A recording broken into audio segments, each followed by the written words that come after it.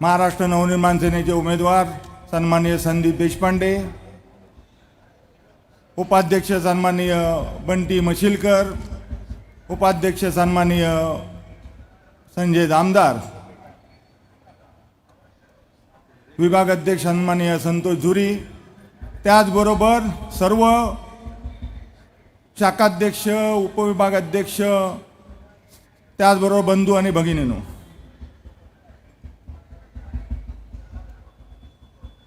संदीप देशपांडे यांना आपण गेली कित्येक वर्ष पाहतोय।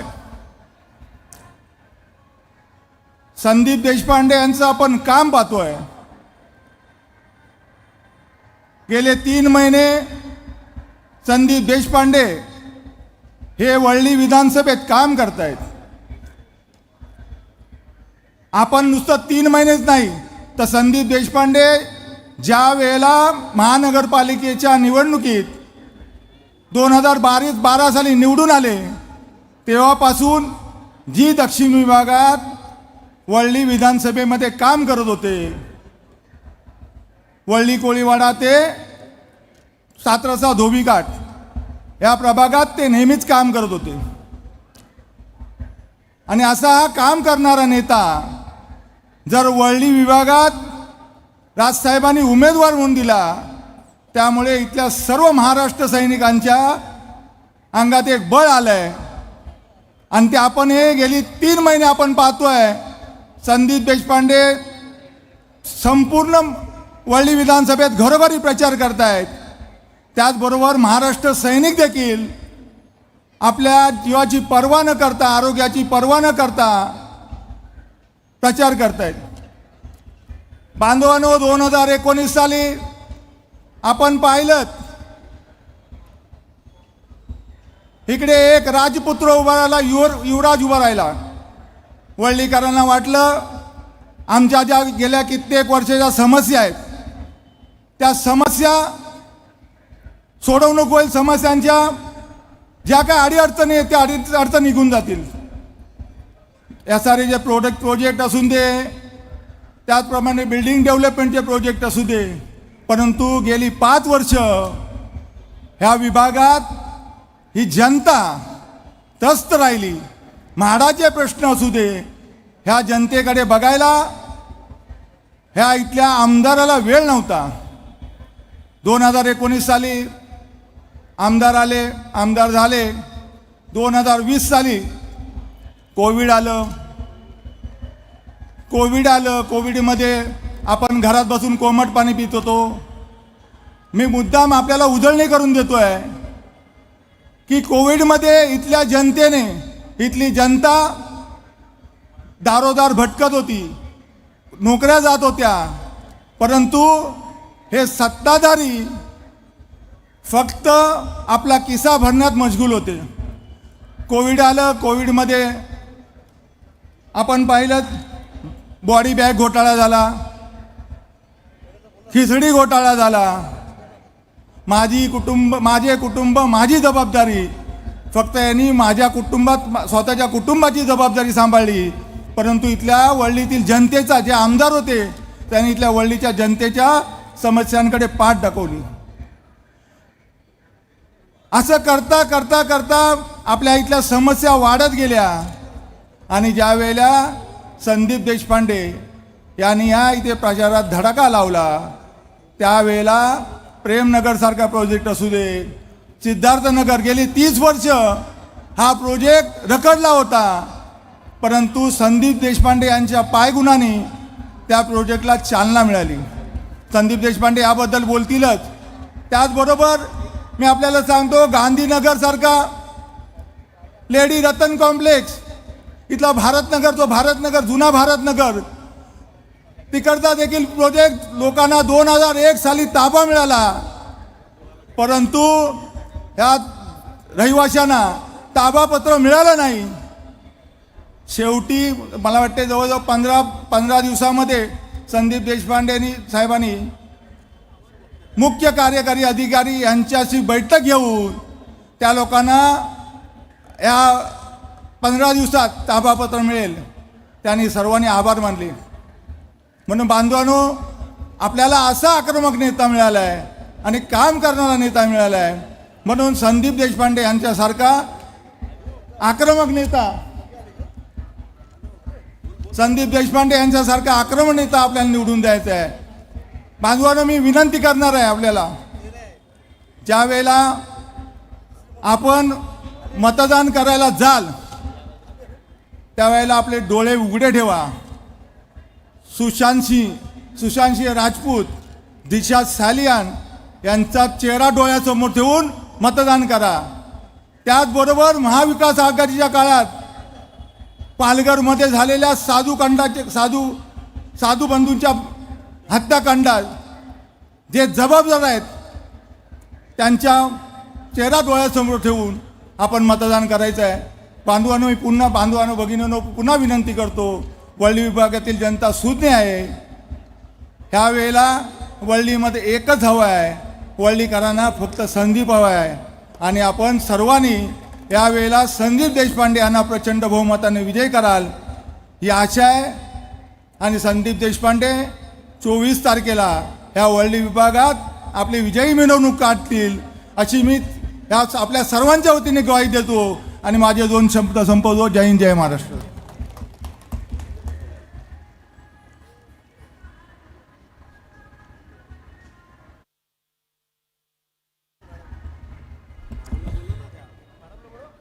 आणि आता या सभेला संबोधित करण्यासाठी आमच्या संपूर्ण वरळीतील महाराष्ट्र सैनिकांचे जे प्रेरणास्थान आहेत ते म्हणजे आमचे मनसेचे उपाध्यक्ष संजय जामदार साहेबांना मी इथे पाचारण करतोय आपल्याशी मनोगत साधण्यासाठी. संजय जामदार साहेब, जोरदार टाळ्यांनी स्वागत करा संजय जामदार साहेबांचं.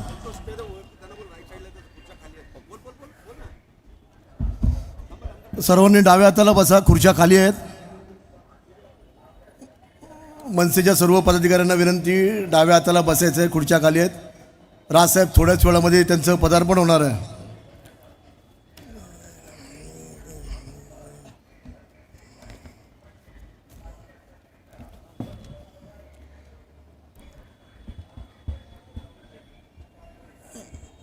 आज या ठिकाणी महाराष्ट्र नवनिर्माण सेनेचे सन्माननीय आमदार संदीपजी देशपांडे यांच्या प्रचारार्थ सभेचं आयोजन करण्यात आलेलं आहे. थोड्याच वेळामध्ये माननीय राजसाहेबांचं आगमन होईल, ज्यांचे विचार ऐकण्यासाठी या वरळी विधानसभेतील सर्वसामान्य नागरिक असतील, माता भगिनी असतील, आमच्यासारखे माननीय राजसाहेबांचे सैनिक असतील, त्याचबरोबर विरोधक देखील कान टवकारून इथे माननीय राजसाहेबांची वाट बघतायत. तत्पूर्वी आज या ठिकाणी संदीपजी देशपांडे हे आज आपल्याला भविष्यामध्ये 24 तारखेला आपल्यासमोर आमदार म्हणून येणार आहेत. आणि त्या विजय उत्सव साजरा करण्यासाठी म्हणून आपण 24ला तयारी करणार आहोत. अशा प्रकारची ग्वाही सन्माननीय सचिव उत्तमजी सांडव यांनी दिली. आज या ठिकाणी आज तारीख 13, या 13 तारखेच्या निमित्तानं मी तुम्हाला सांगू इच्छितो की येणाऱ्या 24 तारखेला आपण ज्यांनी या नागरिकांना छळलं, विधानसभेतल्या ज्यांनी या विधानसभेतल्या नागरिकांची फसवणूक केली, इथलं पाणी पळवलं, ज्या टॉवर्सवाल्यांना दिलं, इथल्या जाणीवपूर्वक समस्या निर्माण केल्या की जेणेकरून तुम्ही त्यांच्याकडे गेले पाहिजेत, या 13 तारखेच्या निमित्तानं त्यांचा 13वा घालण्याचा दिवस आपण 24 तारखेला साजरा करणार आहोत. आणि म्हणून तो दिवस साजरा करण्यासाठी आपण दुःखद अंतकरणानं आणि आपला आनंद उत्सव साजरा करण्यासाठी, आपल्या आमदारांचा सोहळा साजरा करण्यासाठी आपण सर्वांनी 24 तारखेला यायचं आहे. मित्रांनो, तुम्ही म्हणाल की एका चांगल्या व्यासपीठावर अपशब्द का बोलतोय, अपशकुन त्यांना का देतोय? याचं कारण मुख्य म्हणजे विरोधकांचा अहंकार. अशा प्रकारे तुम्हाला कल्पना असेल, सातत्याने तुम्ही त्यांच्यावर विश्वास ठेवून, स्वर्गीय बाळासाहेबांवर विश्वास ठेवून त्यांना तुम्ही निवडून दिलं, परंतु त्यानंतर त्यांच्यामध्ये एवढा अहंकार चढला की ते बोलायला लागले, म्हणायला लागले की यांना आमच्याशिवाय पर्यायच नाही, आम्हीच लोकप्रतिनिधी म्हणून तो योग्य आहेत, आम्ही फिरलो काय किंवा नाही फिरलो काय. माननीय राजसाहेब सांगतात त्याप्रमाणे त्यांनी तुम्हाला गृहीत धरलं आणि म्हणून त्याचाच बदला घेण्यासाठी, त्यांचा अहंकार कमी करण्यासाठी आपण त्यांचा तेरावा घालणार आहे. मित्रांनो, छत्रपती शिवाजी महाराजांना स्वराज्य मिळालं, ते का मिळालं तर त्यावेळेसचे जे मावळे होते, त्यावेळेची जे माता भगिनी होत्या, त्यावेळेची जी लोकं होती, त्यांनी आपल्या स्वतःच्या घरादारावर तुळशीपत्र ठेवलं. आपला राजाचं स्वप्न पूर्ण झालं पाहिजे, आपल्याला स्वराज्य मिळालं पाहिजे, या भावनेतून संपूर्ण तालुके असतील, जिल्हे असतील, सर्व मावळे बाहेर पडले आणि म्हणूनच छत्रपती शिवाजी महाराजांना ते स्वराज्य स्थापन करता आलं. मित्रांनो, आजचं चित्र पहा. एकीकडे 3-3, 4-4 पक्ष आहेत, बलाढ्य शक्ती आहेत, सत्तेमध्ये बसलेले आहेत, पैशाचा माज आहे, भ्रष्टाचाराची सगळी प्रकरणं असताना देखील पैशाच्या जोरावर 3-3 पक्ष एकत्र आलेत. आणि दुसरीकडे कोण तर आपल्यासारखा एकाकी पडलेला नाही, ते एकाकी लढणारा राजसाहेब ठाकरेसारखा खंदा नेता. आज तुम्ही विचार करा, लोकांना समजावून सांगा, हे चित्र दाखवा की ज्या 3-3 पक्षाचे मिळून मागे पण एक सभा झाली, त्या मित्रपक्षांना आम्ही सपोर्ट केला होता. त्या सभेमध्ये त्यावेळेस देखील एवढं प्रचंड गर्दी भरलेली नव्हती. अजून तर माननीय राजसाहेबांचं आगमन व्हायचं आहे. टाळ्यांच्या गजरामध्ये त्यांच्यासोबत येणारे, त्यांचे विचार ऐकायला येणारे, आजूबाजूला खिडकीमध्ये असलेले, रस्त्यावर असलेले सर्व लोंढेच्या लोंढे माननीय राजसाहेबांची एंट्री झाल्यानंतर आपल्या इकडे येणार आहेत. मित्रांनो, बऱ्याचशा आधीच्या निवेदन करणाऱ्या लोकांनी ज्या वरळी विधानसभेमध्ये त्यांनी काय चुका केल्या, काय कामाचं वरळी विधानसभेचं वाटोळं लावलं, हे त्यांनी सांगितलं. बंटीभाई देशपांडे साहेब हेही म्हणत आहेत की बरंचसं रिपिटेशन व्हायला नको, म्हणून त्या मुद्द्याला मी हात घालणार नाही. त्यामध्ये त्यांनी सांगितलं, मागाशी काय सांगितलं तर मुताऱ्या गायब केल्या. मुताऱ्या महानगरपालिकेला जागा देऊन 1+1ची प्रॉपर्टी बांधण्याचं त्यांनी दिलं. वरची जागा त्यांनी हडप केली. बांधणारे कोण, त्या मुतारीमध्ये राहणारे कोण, तर सर्व परप्रांतीय. म्हणजे फक्त लघवीसाठी, जो विधी करण्यासाठी म्हणून फक्त 3 ते 4च भांडी आणि वरती त्यांना 10x20च्या रूम. त्या देखील असे थंडीचे दिवस आहेत. थंडीच्या दिवसामध्ये आमच्या वयस्कर माणसांना, डायबिटीस झालेल्या माता भगिनींना तासन तास तिथं उभं राहावं लागतं. मुळामध्ये 5 ते 6 असलेल्या या मुताऱ्या या वरळी सभेमध्ये त्या देखील या लोकप्रतिनिधींनी गायब केल्या. का तर या मोठ्या टॉवर्समध्ये राहणाऱ्या उच्चभ्रू लोकांना त्याची अडचण व्हायची, त्यांची गैरसोय व्हायची. त्यांची सोय होण्यासाठी, त्यांची गैरसोय दूर करण्यासाठी म्हणून ह्या लोकांनी आम्हा पैसा काढून मुताऱ्या दूर केल्या, मुताऱ्या गायब केल्या. त्यानंतर आपण पाहिलं असेल, या लोअर परेल ब्रिज सातत्याने 5 वर्ष त्यांनी लोअर परेल ब्रिज बंद ठेवला. माता भगिनींचा आत्मा तडफडत होता. आजी आजोबा आपल्या लेकरांना घेऊन जाताना त्याला वळसा करून जावं लागतं परेल लालबागवरनं, तेव्हाकडे तू ह्या साईडला यायचा. म्हणजे मुळात अंतर 3 ते 5 मिनिटाचं आणि त्याला फिरून जायला लागायचं ते अर्धा पाऊण तास. मग अशा प्रकारे या लोकांनी संपूर्ण फसवणूक केली. त्याचबरोबर मुताऱ्यांच्या बरोबर मग असे आमचे आणखीन एक वक्ते त्यांनी उल्लेख केला, मैदानं देखील गायब केली. माननीय राजसाहेब नेहमी आपल्या तळमळीने सांगतात की आमच्या माता भगिनीला कुठे फिरायला जायचं असेल, सुट्टीचा दिवस असेल तर जाणार कुठे. मुंबईमध्ये काही छोटीफार मैदानं होती, ती देखील त्यांनी गायब केली, बिल्डरांच्या घशात घातली. का तर त्यांना त्याच्यामधनं FSI मिळाला, ती जागी बिल्डरांच्या घशात घातली.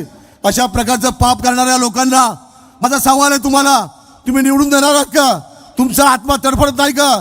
तुम्ही काय मेलेला आहात का? तुम्ही जिवंत आहात तर त्यांना त्यांचा धडा शिकवला पाहिजे. दुसरी गोष्ट, बाजूच्या वॉर्डमध्ये प्रचार जरी या वरळी विधानसभेचा असला, ते एक उदाहरण पण तुम्हाला सांगतो देशपांडे साहेब, तुमची माफी मागून. बाजूच्या वॉर्डमध्ये माननीय राजसाहेबांना या तिघांनी, ब्रह्मा विष्णू महेश, तुम्हाला माहिती आहे का, माता भगिनींना माहिती असेल पिक्चर तो. आम्ही जातो आमच्या गावामध्ये, ब्रह्मा विष्णू महेश असे 3 चोर असतात. हे 3 चोर चोऱ्या करता करता करता एका घरामध्ये जातात. त्या घरामध्ये त्या पिक्चरची नायिका भजन बोलत असते, गाणं बोलत असते की ब्रह्मा विष्णू आणि महेश्वर सामोरा बसले, मला हे दत्तगुरू दिसले. अशा प्रकारचं गाणं बोलत असताना हे चोर खरं तर चोरी करायला गेलेले असतात, पण त्यांचं त्या गाण्यानं प्रबोधन होतं. ते म्हणतात की नाही, आपण करतो तर चूक करतोय, आपण आता सुधारलं पाहिजे, लोकांच्या कामी आलं पाहिजे, चांगलं कर्म केलं पाहिजे.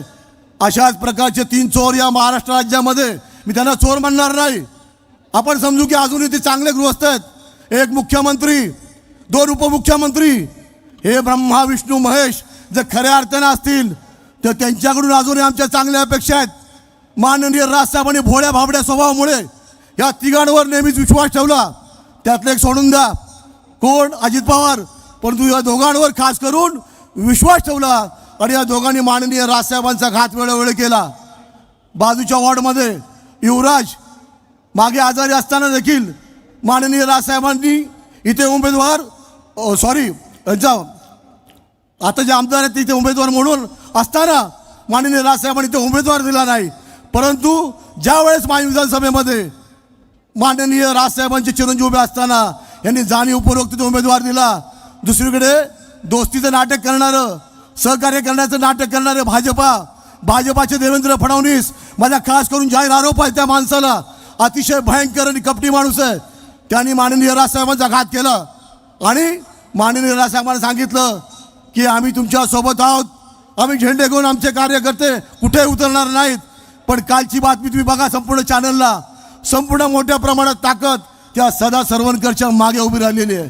त्या औरंगजेबाची अवलाद की ज्याने ठाकरे कुटुंबामध्ये मोठा झाला, त्या ठाकरे कुटुंबातला एक माणूस, एक व्यक्ती केव्हा तरी रणांगणाच्या मैदानात उतरलेला आहे. त्यासाठी आपण मागे घ्यायला पाहिजे. आणि हे काय सांगतायत, शिंदे काय सांगतायत की साहेब तुम्ही आधी जो उमेदवार जाहीर केलात आणि म्हणून आम्ही दिला. देवेंद्र फडणवीस म्हणाले की आमच्या भाजपाचा देवेंद्र फडणवीस असतील, आशिष शेलार असतील, या सर्वांनी सांगितले आमचा तुम्हाला पाठिंबा आहे, पण तो पाठिंबा कुठे दिसला नाही. त्यांचा खोटेपणा उघड आला. तरी देखील माननीय राजसाहेबांनी सांगितल्याप्रमाणे एकटे समोर 3 पक्ष आहेत, माजलेल्या पक्षात पैशाने असेल, सत्तेने असेल, आणि माननीय राजसाहेबांची ताकद ही तुम्ही बसलेल्या तुमची समोरची जी माणसं ती माननीय राजसाहेबांची ताकद आहे. आणि म्हणून माननीय राजसाहेब यांचा फडशा पाडल्याशिवाय राहणार नाही. वरळीची सीट असो, माहीमची सीट असो की मुंबई या महाराष्ट्रातल्या 30-40 सीट या आल्याशिवाय राहणार नाही. कारण मी पाहतो त्यांचा सैनिक म्हणून, मी पाहतो त्यांचा भाऊ म्हणून, मी पाहतोय तुमचा भाऊ म्हणून की माननीय राजसाहेबांना प्रचंड असा प्रतिसाद या संपूर्ण महाराष्ट्रामध्ये मिळत आहे. अरे औरंगजेबाची अवलाद आहे. औरंगजेबाचा तुम्हाला किस्सा सांगू का? आणि तुम्ही कशा आहात? औरंगजेबाचा किस्सा मला जर काय वेळ वाढत असेल तर मला सांगा, मागून टच करा किंवा चिठ्ठी पाठवा. कारण बरेचसे वक्ते बोलणार औरंगजेबाचा किस्सा सांगतो. औरंगजेबाला त्या मुलाने एकदा हट्ट केला की बाबा मला या सिंहासनावर बसायचं आहे. औरंगजेब म्हणाला नाही बाबा, सिंहासन उंच आहे, तू पडशील. त्याने हट्ट केला, म्हणाला नाही मला बसायचंच आहे. एकदा सांगितलं, 2दा सांगितलं, मुलगा ऐकायला तयार नाही. बाप म्हणाला ठीक आहे, मुलाची हौस भागवतो. त्याने उचललं आणि उंचाच्या सिंहासनावर आपल्या मुलाला नेऊन ठेवल्यानंतर काही वेळाने त्यांनी सांगितलं, अरे तू आता बसलास ना, चल आता खूप वेळ झाला, आता उडी मार, जम्प कर, मी तुला झेलतो, तुझा बाप आहे मी. तो म्हणाला नाही नाही मला भीती वाटते. अरे तो म्हणाला मी तुझा बाप आहे रे, तुला अलगद झेलतो, तू उडी मार, जम्प कर. तू म्हणाला नाही मला भीती वाटते. तरी देखील तो ऐकायला कबूल नाही. शेवटी बापावर त्यांनी विश्वास ठेवला आणि उडी मारली. बापाने हात मागे घेतलं, पोरग खाली पडलं, तोंडगशी पडलं, रक्तबंबाळ झालं. अशा प्रकारचा तो बाप सदा सरवणकर, खरं तर त्याला आता बोलाच्या आजाराविषयी बोलू नये, त्याला डायबिटीसचा आजार आहे. या ठाकरे कुटुंबाच्या मेहरबानीनं 5-5, 6-6 टर्म तो आमदार झालाय, नगरसेवक झालाय, पैशाची अमाप संपत्ती आली आहे. आणि तो सांगतो, आणि देवेंद्र फडणवीस आणि शिंदे साहेब सांगतात की आमचं ऐकत नाही म्हणून.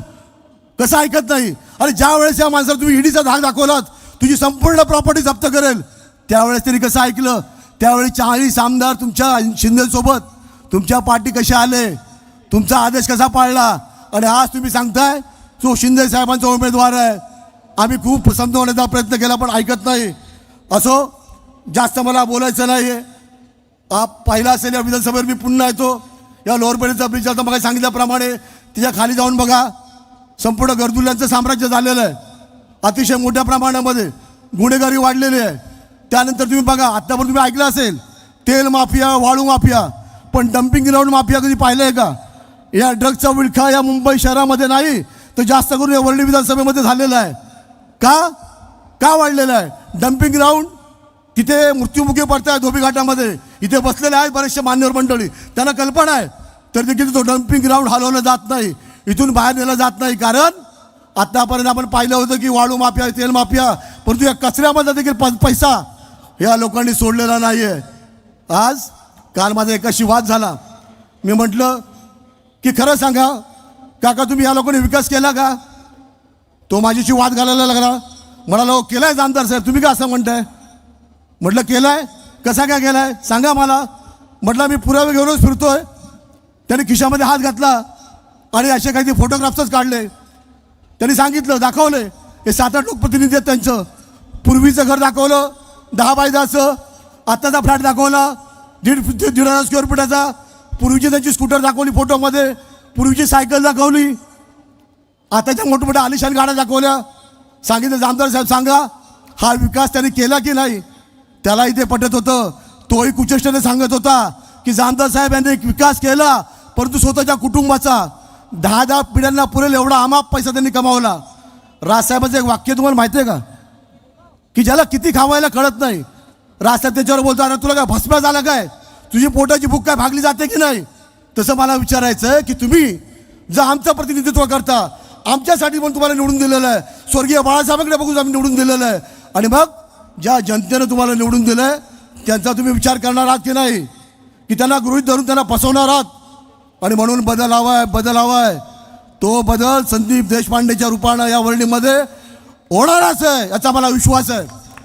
आणि कारण माननीय राजसाहेबांनी चांगला अभ्यासू, प्रखर, कडवट, माननीय राजसाहेब जसं म्हणतात की मी जसा कडवट हिंदू आहे तसा कडवट मराठा आहे, तसे कडवट हिंदुत्व जपणारे आणि मराठी माणसांना जीवापाड प्रेम करणारे माननीय राजसाहेबांचा सैनिक संदीपजी देशपांडे हे तशाच पद्धतीचे आहेत. त्यांचा वारसा घेऊन, त्यांचा आदर्श घेऊन समाजामध्ये स्वतःला झोकून दिलेले व्यक्ती आहे. त्यांना त्या निवडणुकीमध्ये प्रचंड मतांनी निवडून द्याल अशा प्रकारे मी अपेक्षा बाळगतो. बाजूला मंदिर आहे आई मातेचं, त्या आईला देखील मी साकडं घालतो की आई जगदंबा केव्हा तरी या लोकांचे डोळे उघड, की ज्यांची फसवणूक होते त्यांच्या ज्ञानामध्ये, त्यांच्या बुद्धीमध्ये भर घाल आणि माननीय राजसाहेबांना एक चान्स देण्याचा या उमेदवाराच्या माध्यमातून त्यांना संधी दे, त्यांना बुद्धी दे, अशा प्रकारची मी प्रार्थना करतो. इथे माता भगिनी बसलेल्या आहेत, तुम्हाला कल्पना आहे. मी एकच मुद्दा सांगतो कारण मला टेन्शन आलेलं आहे.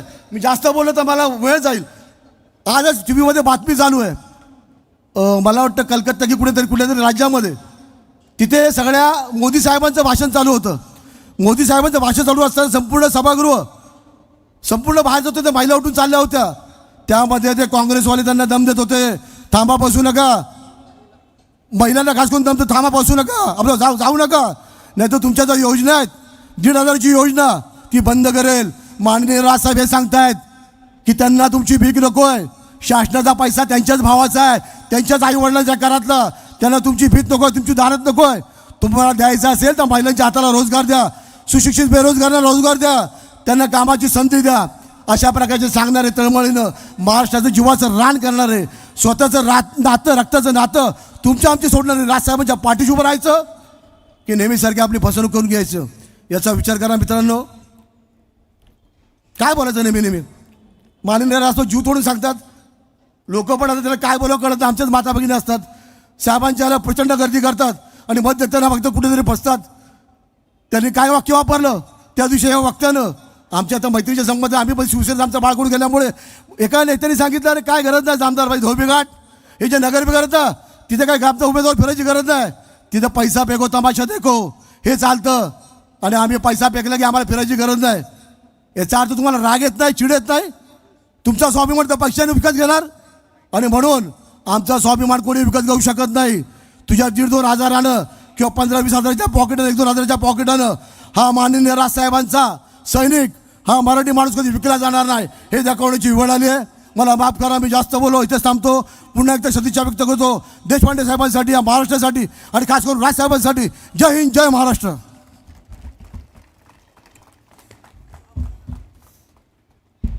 धन्यवाद संजय भाई. आपण इथे या सभेला प्रखर विचार मांडून या ठिकाणी जल्लोष प्रस्थापित केला आहे आणि आता आम्हाला या वरळीमध्ये मिळमिळ्या आणि अदृश्य आमदार नको, तर आक्रमक आमदार आपल्या संदीप सारखा पाहिजे की नाही. हा, आणि यानंतर मी महाराष्ट्र नवनिर्माण सेनेच्या वरळी विभागाच्या महिला विभागाध्यक्षा सौ जयश्रीताई गुडदरकर यांना इथे आमंत्रित करतोय. जोरदार टाळी स्वागत करा जयश्रीताईंचं.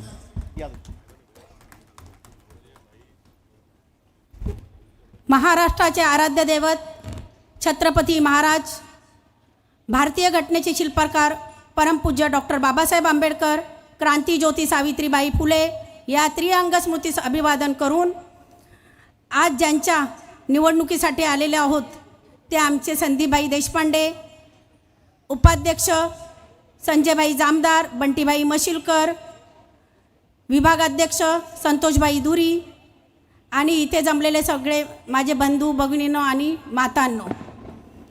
आज आपण संदीपभाईंच्या निवडणुकीसाठी खूप मोठ्या संख्येने उपस्थित आहात. संदीपभाईंबरोबर आमदार नाही पण संदीप आहे. अशा फिरते वेळ जे अनुभव आले ना, मी तुम्हाला थोडक्यात सांगते. सिद्धार्थनगर आणि प्रेमनगर कित्येक वर्ष गटर तुडुंब वाहतात आहेत, चेंबर तुडुंब वाहतात आहेत. 5 वर्षात लोकांच्या मूलभूत गरजासुद्धा तुम्ही प्रश्नसुद्धा तुम्ही सोडवू शकत नाही. मग आमदार तुमचे, खासदार तुमचे, नगरसेवक तुमचे. मग संदीपबाईंना का 5 महिने काम करावं लागलं? सर्वसामान्यांनी हा विचार करायला पाहिजे. आता खरोखर सुज्ञ नागरिक आहेत वरळीतले. जर शेकडो केसेस जर राजसाहेब नागरिकांसाठी घेत आहेत, आंदोलनं घेत आहेत, जर सर्वसामान्यांनी विचार केला पाहिजे कोणता असा नेता आहे की ते आंदोलन घेतो स्वतःवरती. आणि अशा वेळेस संदीपभाईंनी वरळीत येऊन खरोखर वरळीकरण आणि आमच्यावरती उपकार केलेत. मी फिरत असताना पाहिली त्या सिद्धार्थनगर प्रेमनगरची परिस्थिती. प्रशासकीय कोणी बसवलं तर संदीपभाईने, गटर कोणी साफ करून घेतलं तर संदीपभाईने. आज एवढंच नाही, 7 रस्त्याच्या तुम्ही जर पाहाल परिस्थिती, 20-20 वर्ष कामं रखडलेली आहेत. कित्येक वर्ष त्यांना भाडं मिळालेलं नाही आहे. अहो तुम्ही कोण ठरवणार की BDD चाळीला 2 मध्ये 1 पार्किंग देणार? म्हणजे आमची घरे, आमची जागा, आमचे हक्क तुम्ही ठरवणार? अहो अशा वेळेस खरोखर गरज आहे संदीपभाईंना निवडून द्यायची. अशा वेळेस आज मी सांगते तुम्हाला, जर महाराष्ट्र जर हेवा वाटत असेल, वाटावं असं जगाला असं जर बनवायचं असेल तर ती फक्त राजसाहेबांमध्ये आहे धमक. आणि त्या राजसाहेबांना हाताला बळ द्यायचं असेल तर संदीप साहेबांसारखे व्यक्ती निवडून देणं गरजेचं आहे. आज जर तुम्ही बघितलं बिडीचाईची परिस्थिती, तुम्ही कोळीवाड्याची परिस्थिती बघितली, तर एखादी घटना घडली तर अक्षरशः तुम्ही ॲम्ब्युलन्स घेऊन जाऊ शकत नाही तिथे. आज तुम्ही वेटीच लोकांना धरताय. आज तुम्हाला गृहीत धरलं जातं आहे का? तर आम्ही कामं नाही केली तरी आम्हाला निवडून देणार. पण ह्यावेळेस त्यांना त्यांची जागा दाखवणं गरजेचं आहे. स्वर्गीय बाळासाहेब ठाकरे यांचे नातू म्हणून तुम्हाला निवडून दिलं. लोकांनी विश्वास ठेवला. हेवा वाटेल तुम्ही वरळी कराल, वरळी फार म्हणजे सोन्याहून पिवळं कराल वरळीचं. परंतु विश्वासघात केलात. त्या तुम्ही मतदारांचा विश्वासघात केलात, त्या लोकांचा विश्वासघात, त्या माता भगिनींचा विश्वास. आज तुम्ही म्हणाल की बाबा मतदान करताना खरोखर विचार करूनच एकमेकांनी ठरवून केला पाहिजे. यावेळेस मात्र तुम्ही संदीपभाईंनाच निवडून देणं तुमची वरळीची गरज आहे. ही आज तुम्ही 7 रस्त्याची परिस्थिती बघाल, कित्येक वर्ष भाडं मिळाले नाही. लोक वरळीवरून हळूहळू दिवा, डोंबिवली अशा ठिकाणी राहायला गेलेले आहेत. आणि अशा परिस्थितीत जर आम्ही आज संदीपभाईंना निवडून नाही दिलं तर ह्याच्यापेक्षा बेकार परिस्थिती होऊ शकते. आज कोणते आंदोलन अर्धवट ठेवले नाहीत. आज जर तुम्ही बघाल तर आज तुम्ही टोलचे आंदोलनं केली, त्याच्यावर सुद्धा केसेस, बहुतेक शेकडो कार्यकर्त्यांवरती केसेस आहेत. तुम्ही मराठी पाठ्या कोणी बदलल्या? राजसाहेबांमुळे बदलल्या. आज तुम्ही मराठी सिनेमांना जर जागा कोणी मिळवून दिली असेल सिनेमामध्ये तर ती राजसाहेबांनी दिली. जर राजसाहेबांचे आमदार सत्तेत नसताना, राजसाहेब सत्तेत नसताना जर अशा गोष्टी घडवतात आहेत तर तुम्ही विचार करा, राजसाहेबांना एकदा सत्ता तरी देऊन बघा, खरोखर तुम्हाला बदल दिसेल का? ह्यापुढे खरोखर तुम्हाला वाटेल की वरळी खरोखर काहीतरी वेगळं केलं वरळीमध्ये. आज तुमचे खासदार, तुमचे आमदार, तुमचे नगरसेवक, वॉटर मीटर, गटर हे जर प्रश्न तुम्ही सॉल्व्ह करू शकत नाही तर भविष्य काळात वरळीचे हा फार बेकार होण्यासारखे आहेत. आज तुम्हाला गृहीत धरलं जातं आहे, कारण तुम्ही त्यांची कामं करून न देता, ते कामं न करून देता सुद्धा तुम्ही आज त्यांना निवडून देताय. मग त्यांना माहीत आहे निवडून नाही दिलं तर कामं नाही, निवडून दिलं कामं नाही केली तर काय फरक पडतो आहे. तेच त्यांचं प्रत्येक वेळेस चाललेलं आहे. लोकांना आमदार शोधावा लागतो आहे. आदर्श आमदार जर विचारलं ना त्यांच्या पदाधिकाऱ्यांना की आमदार कुठे आहेत, आम्हाला पत्र द्यायचं आहे, तर आम्ही आहोत ना. मग तुम्ही होता तर त्या आमदारांनी कशाला उभं राहायचं, हा मला त्यांना विचारणारा प्रश्न आहे. कशाला उभं राहायचं होतं त्यांना. मग इथले सर्वसामान्य होते ना इथे 2 आमदार, मग त्यापैकी त्यांची तिकीट कापून तुम्ही काय लढवायचं जर तुमच्यावरती शाश्वती नव्हती. म्हणे महाराष्ट्र पहिला घरापासून सुरुवात करावी माणसांनी, त्यांच्यावर काय अन्याय होतो ना तो बघावा. आज तुम्ही महाराष्ट्र फिरताय, आहेत ना पक्षप्रमुख पहिला, मग कशाला पाहिजे होतं तुम्हाला वरी वेटीत धरायला सर्वसामान्यांना. कशासाठी का हाल करताय सर्वसामान्यांचे. BDD चाळीमध्ये तुम्ही ठरवणार 2 घरांमध्ये, आणि आज त्या ज्या घराला पार्किंग नसेल तर त्याची किंमत अर्ध्याहून अर्धी येते, हे आम्हा सर्वांना माहिती आहे. मग आज तुम्ही पूर्णपणे वेटीत धरून लोकांचे हाल करताय. आज लक्षात ठेवा, हे दिवस सारखे नसतात. आज तुम्ही फार म्हणजे याच्यामध्ये आहात, पण ह्यावेळेस तुम्हाला वरळीचे मतदार जनता तुमची जागा दाखवून दिल्याशिवाय राहणार नाही. आज खरं जर पाहिलं तर तुम्ही खरोखर ही जर आजची संख्या पाहिली, हे सगळी दुखावलेली लोक आहेत वरळीतली. आज सगळेजण म्हणतात की नाही आम्हाला आमदार नको पण संदीप हवा. ते कशासाठी बोलतात आहेत, हा आम्ही सगळ्यांनी विचार केला पाहिजे. हे विचार सर्वांकडे गेले पाहिजेत. आमदार हा संदीप भाईच हवेत, हे आम्ही सगळ्यांकडे नेलं पाहिजे. त्याच्यामुळे माझं आव्हान आहे वरळीतील मतदारांना, सुज्ञ मतदारांना, की ह्यावेळेस कोणी नको तर संदीप भाईच हवेत. आणि येत्या 20 तारखेला तुम्ही रेल्वे इंजिनवरती शिक्का मारून भरघोस मतांनी संदीप भाईंना निवडून द्याल. एवढे बोलून माझे 2 शब्द संपवते. जय हिंद, जय महाराष्ट्र. धन्यवाद ताई. आणि गेल्या 2 महिन्यापूर्वी आपल्या या जांभुरी मैदानामध्ये जो शेड बांधून जी जागा खावडी करण्याचा प्रयत्न केला होता, त्यांना आमच्या संतोषभाईंनी खावडा दिला होता, बरोबर की नाही. आता त्या आमच्या विभागाध्यक्ष संतोषभाईंना इथे आमंत्रित करतोय. जोरदार टाळ्यांनी स्वागत करा संतोष झुरी यांचं.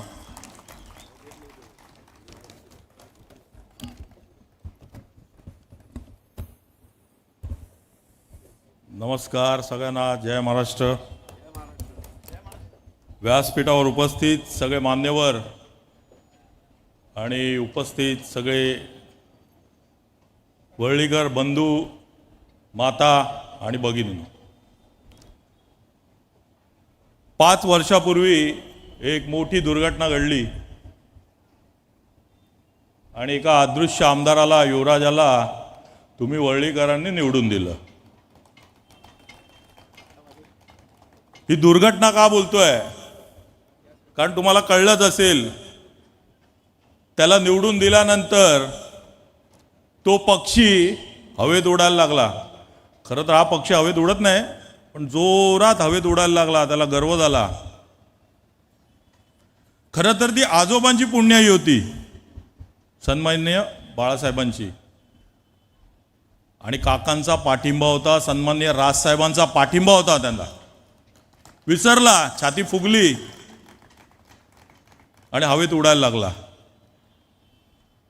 वरळी विधानसभेमधून उभं राहायचं, आपला मार्ग सुकर करायचा, याकरता त्यांनी एका आमदाराला विकत घेतला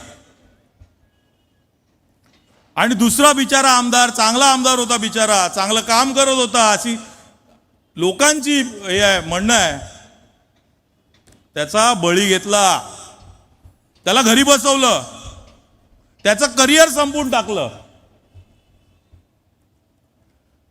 आणि नंतर काम तर करायला पाहिजे होतं. निवडून आलास, आमदार झालास, मंत्री झालास, अरे वरळीकरांवर थोडं तरी लक्ष द्यायला पाहिजे होतं.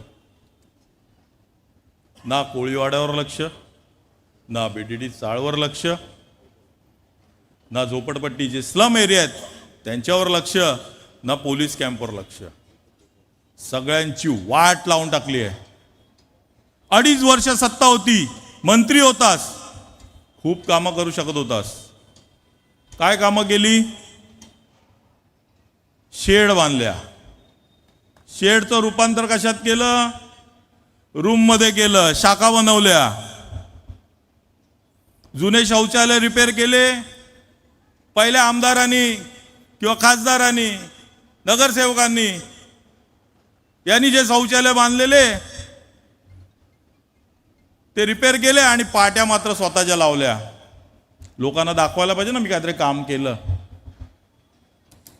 ना लोकांच्या इकडच्या शिक्षणाचा, मुलांच्या शिक्षणाचा प्रश्न सोडवला, ना नवीन शाळा आली, ना नवीन हॉस्पिटल आलं जे अद्ययावत असेल, ज्याच्यामध्ये ICU वगैरे सगळ्या सुविधा असतील असं हॉस्पिटल पण बनवलं नाही. ना पोलीस कॅम्पमधल्या आपल्या बांधवांसाठी काहीतरी घरं नवीन बनवून देऊ, काय करू, काही केलं नाही. बिडिरी चाळकरच्या आपले बिडिरी चाळीतले राहणारे रहिवासी 22 मजल्याची बिल्डिंग डायरेक्ट 40 मजल्याची करून टाकली. हा विचारच नाही केला पुढे की त्यांना ते परवडणार आहे का, त्याचं मेंटेनन्स परवडणार आहे का. कार पार्किंगची सोय नाही, कॉर्पोरेट फंडची सोय नाही, काही नाही. लोअर परळचा ब्रिज बनवला. अरे ह्यांना ना दूरदृष्टीपणाच नाहीये. लोअर परळचा ज्या वेळेला ब्रिज बनवला, ब्रिज बनवताना फुटपाथ पाहिजे की नाही माणसांना जायला, त्यांच्या डोक्यातच नाही. मग आम्ही आंदोलन केलं, आम्ही पत्रव्यवहार केला. त्याच्यानंतर आता त्या फुटपाथचं काम चालू झालं तर लगेच मी बनवलं. अरे काय रे, काही काम केलेलं नाही. तुम्हाला सांगतो, ठोस असं काम त्यांनी काहीच केलेलं नाही. आम्हाला कित्येक शिवसैनिक घेऊन भेटतात, कित्येक शिवसैनिक घेऊन सांगतात. ज्या वेळेला संदीप देशपांडेचं नाव डिक्लेअर झालं त्याच वेळेला त्यांनी सांगितलं की तुम्ही चांगला उमेदवार दिलाय, व्यवस्थित काम करा, चांगलं काम केलात आम्ही पण तुम्हाला सपोर्ट करू. तुम्ही कुठे महाराष्ट्रात, मुंबईमध्ये सोडा, महाराष्ट्रात कुठे आमदाराचं कार्यालय नाही असं बघितलेलं का, ऐकलंय का? त्याचं स्वतःचं कार्यालय असतं की नाही? या आमदाराचं कार्यालयच नाही. ती लोक तेच सांगतात, आम्ही भेटणार कुठे. यांची लोक म्हणतात शिवसैनिक, यांना पत्र द्यायचं असेल तर मातोश्रीवर जा. यांना फोन केला आणि यांना कामं सांगितली तर यांचे फोन ब्लॉक, ट्विट केलं तर ट्विटर ब्लॉक. म्हणजे ही परिस्थिती करून टाकली आहे. म्हणून आम्हाला संदीप देशपांडे सारखा आमदार हवा, जो लोकांकडे जातोय, दारोदारी फिरतोय, त्यांच्या समस्या जाणून घेतोय. मी एक साधा प्रश्न आदित्यजींना विचारतो. हे जे मला वाटते परवा आता ताईंनी नाव घेतलं ना, की परवाच विषय झालेला होता, एका चॅनलवर चर्चा चालू होती, त्यावेळेला त्यांनी आम्ही अदृश्य आमदार म्हणून मी 2-3 वेळा बोलल्यानंतर थोडं झोंबलं. काही त्याचे जे आहेत काही सो कॉल्ड आहेत शिवसैनिक, त्यांनी सांगितलं ते नसले तर काय झालं, आम्ही काम करतो, आम्ही सगळ्या समस्या सोडवतो, आम्ही 24 तास अवेलेबल असतो लोकांना. अरे असता तुम्ही, तुमचं अभिनंदन आहे, पण तुम्हाला तुमचा युवराज ओळखतो का नावानिशी? एकाही शाखा प्रमुखाला जर नावानिशी ओळखत असेल ना तो, तर मी त्याच्या ढेंगा घालून जाईन. एकाही शाखा प्रमुखाला ओळखत नाही नावानिशी तो. कारण कसं यायचं, बॉडीगार्डच्या गराड्यामध्ये यायचं, धावत यायचं. इकडे सांगितलं या मंडळाला भेट द्यायची आणि ह्या मंडळाला नंतर त्या लिस्टमध्ये नसेल, चल रे मी नाही येणार त्या मंडळाला भेट द्यायला, लिस्टमध्ये नाही आहे. या मंदिराला भेट द्यायची आहे, नाही याच्यामध्ये नाही आहे, मी पहिलं मस्जिदीला जाऊन मी भेट देतो. या प्रकारे वागणारा हा आमदार कोणालाच नको आहे. दुसऱ्यांना नेहमीच म्हणाले, नेहमीच टीका करायची यांची टीका नेहमी असते. तुम्ही बघत असाल यांचे वडील पण तसेच आणि हे पण स्वतः तसेच. खोके खोके बोलणार, दुसऱ्याला गद्दार बोलणार.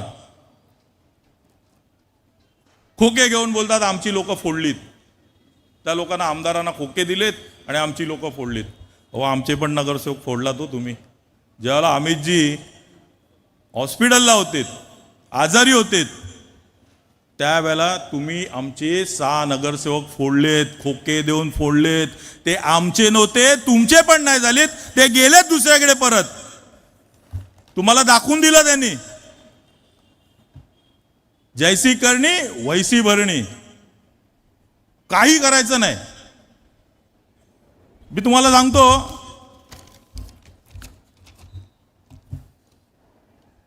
त्यांनी एक आता काय झालेलं आहे, त्यांनी कामं कुठली नाही केलेली आहेत. संदीपजी कामच कुठली केलेली नाहीत. आता लोकांसमोर यायचं कसं? संदीपजी ज्या पद्धतीने फिरतायत, दारोदारी जात आहेत, लोकांच्या समस्या जाणून घेत आहेत, हे करू शकत नाहीयेत. तुम्हाला दिसतात का कुठल्या मंडळाला भेट देताना, कुठल्या घरी येताना, कोणाच्या दारी जाताना ते दिसलेत का?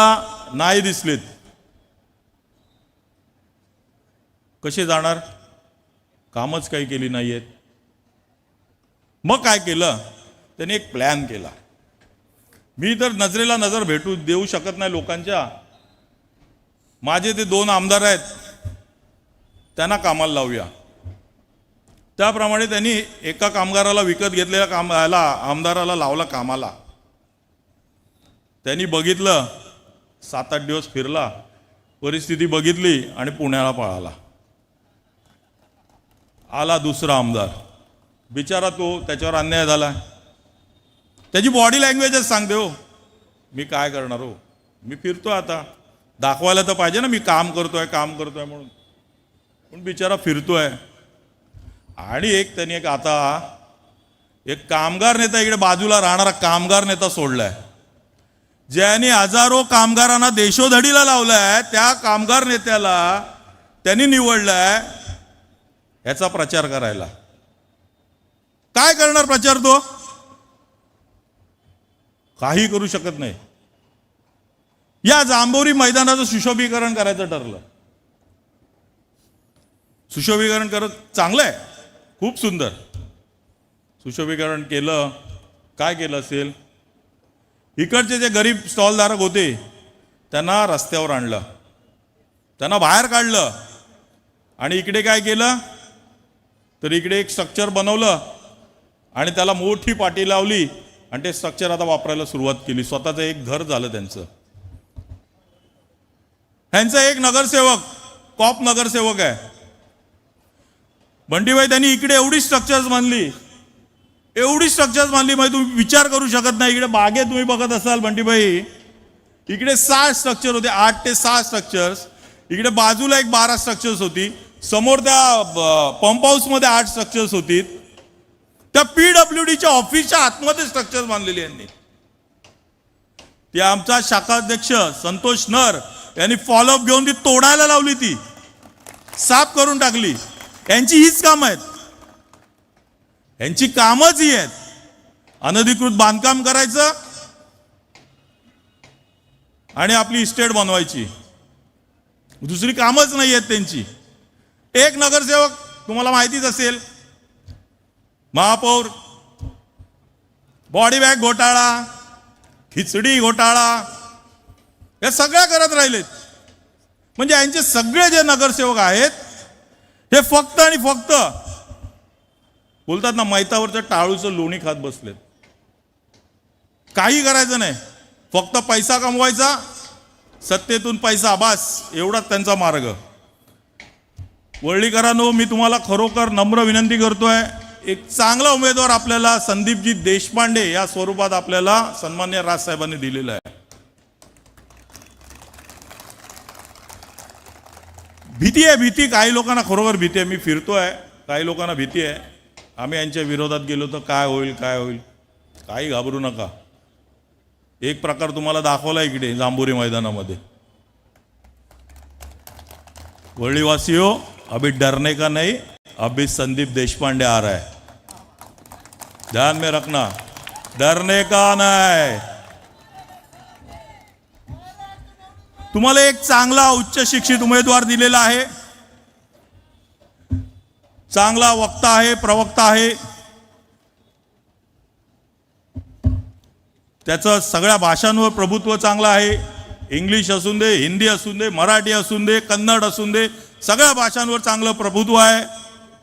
त्या अशा उच्च शिक्षित, चांगला आणि माझ्या ते दणकट, शरीराने दणकट नाही हो, पण मनाने दणकट आणि डोक्याने दणकट असलेला उमेदवार तुम्हाला राजसाहेबांनी दिलाय. आपल्याला त्यांना निवडून आणायचंय. इंजिनावर 4 नंबरचं बटन दाबायचंय आणि त्याला निवडून आणायचंय. ही मी विनंती करतो तुम्हाला. जय हिंद, जय महाराष्ट्र. धन्यवाद संतोषभाई.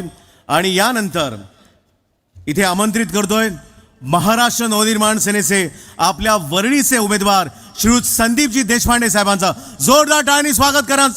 आपल्या संदीपचं.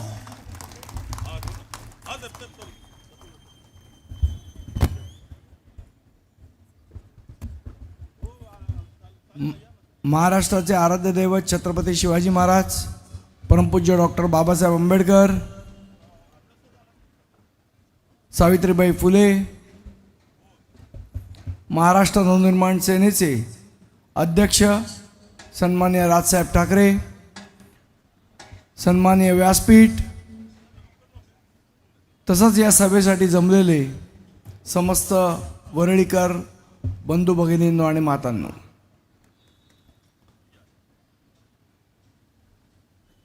आजच एक बातमी ऐकली. वरळीमध्ये प्रचार करायला आंध्र प्रदेशचे नाही तेलंगणाचे आंध्र प्रदेश नाही तेलंगणाचे काँग्रेसचे मुख्यमंत्री वरळीमध्ये प्रचार करायला आलेत. काय झालं? फाटली.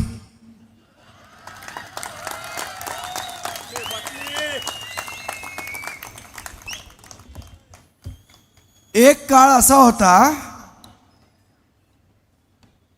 की हिंदू हृदय सम्राट सन्माननीय बाळासाहेबांना बाहेरच्या राज्यात बोलवणं यायचं की साहेब तुम्ही एक इथे येऊन भाषण करा, लोकांना तुमचे विचार ऐकायचे आहेत. आज परिस्थिती अशी आहे की यांना तेलंगणामधनं माणूस बोलवावा लागतो आणि त्याला भाषण करायला लावावं लागतं, कारण यांनी काम केलं नाही म्हणून यांच्यावर ही परिस्थिती ओढवली की बाहेरच्या माणसांना बोलवून आपला प्रचार करायला सांगावा लागतो.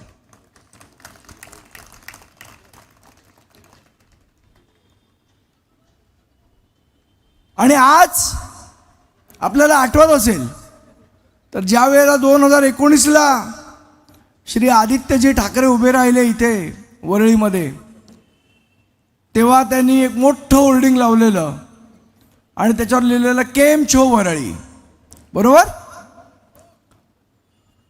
त्यावेळेला त्यांना आपल्या गुजराती बांधवांची मतं पाहिजे होती म्हणून केम छो वरळी.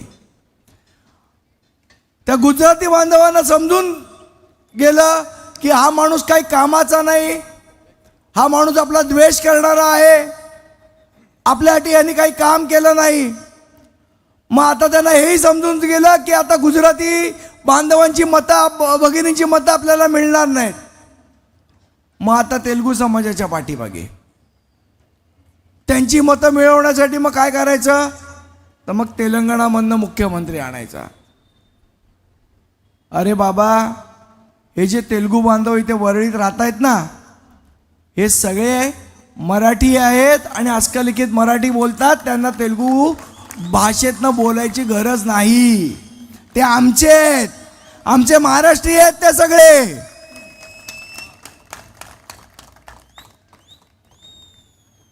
आणि मग परवा एक उत्तमनी सांगितला किस्सा. इथे मंदिराच्या बाहेर बिचारे शिवसैनिक उभे होते, बाजूलाच एक मस्जिद आहे. हे सन्माननीय आमदार आदित्यजी पोचले तिकडे, मंदिराबाहेर बिचारे शिवसैनिक उभे, पटकन मशिदीत घुसले आणि तिकडे मग अनाउन्समेंट झाली, जनाब आदित्य ठाकरे जी यहाँ पे आए हैं और हम उनका स्वागत करते हैं वगैरे वगैरे वगैरे. काय ते आणि मग ते शिवसैनिक भडकले, अरे आपण यांना बोलवलं नाही, तिकडे कसे काय घुसले.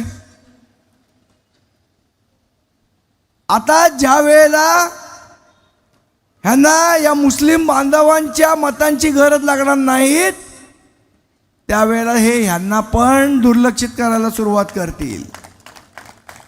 यांना कोणाच्याही बद्दल प्रेम नाही, ना मराठी माणसाबद्दल प्रेम आहे, ना मुसलमानांबद्दल प्रेम आहे, ना गुजराती बांधवांबद्दल प्रेम आहे, ना तेलुगू बांधवांबद्दल प्रेम आहे.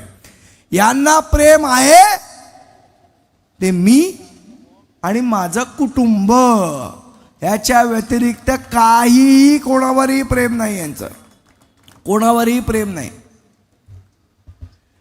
एक छोटीशी तुम्हाला गोष्ट सांगतो.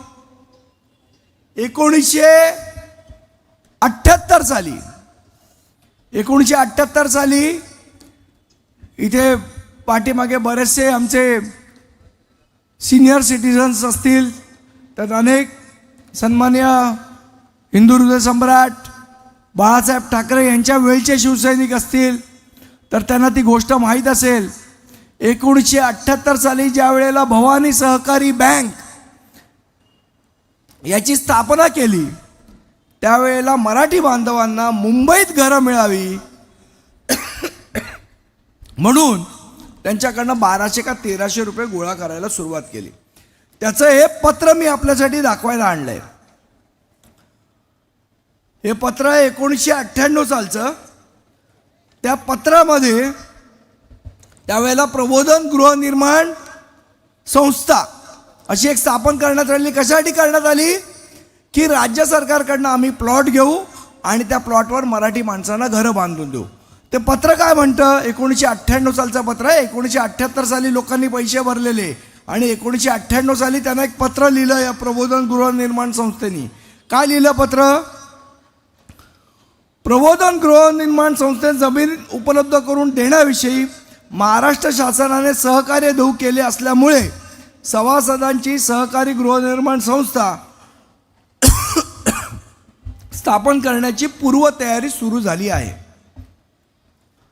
जर या योजनेतील घर मिळवण्यासाठी आपल्याला स्वारस्य नसेल तर कृपया तसे लेखी कळवावे आणि आपण भवानी सहकारी बँकेत भरलेली रक्कम व्याजासह आपल्याला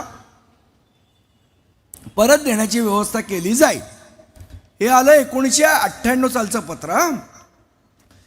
आता मी तुम्हाला वाचून दाखवणार आहे. ते पत्र आहे 2018 सालचं. 2018 साली काय म्हटलं,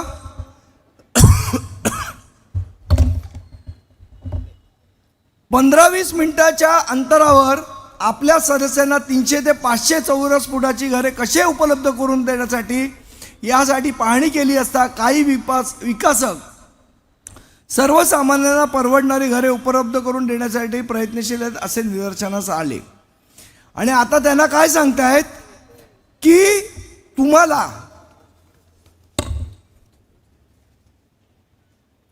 तुम्हाला जे घर देणार आहोत आम्ही ते कुठे देणार आहोत.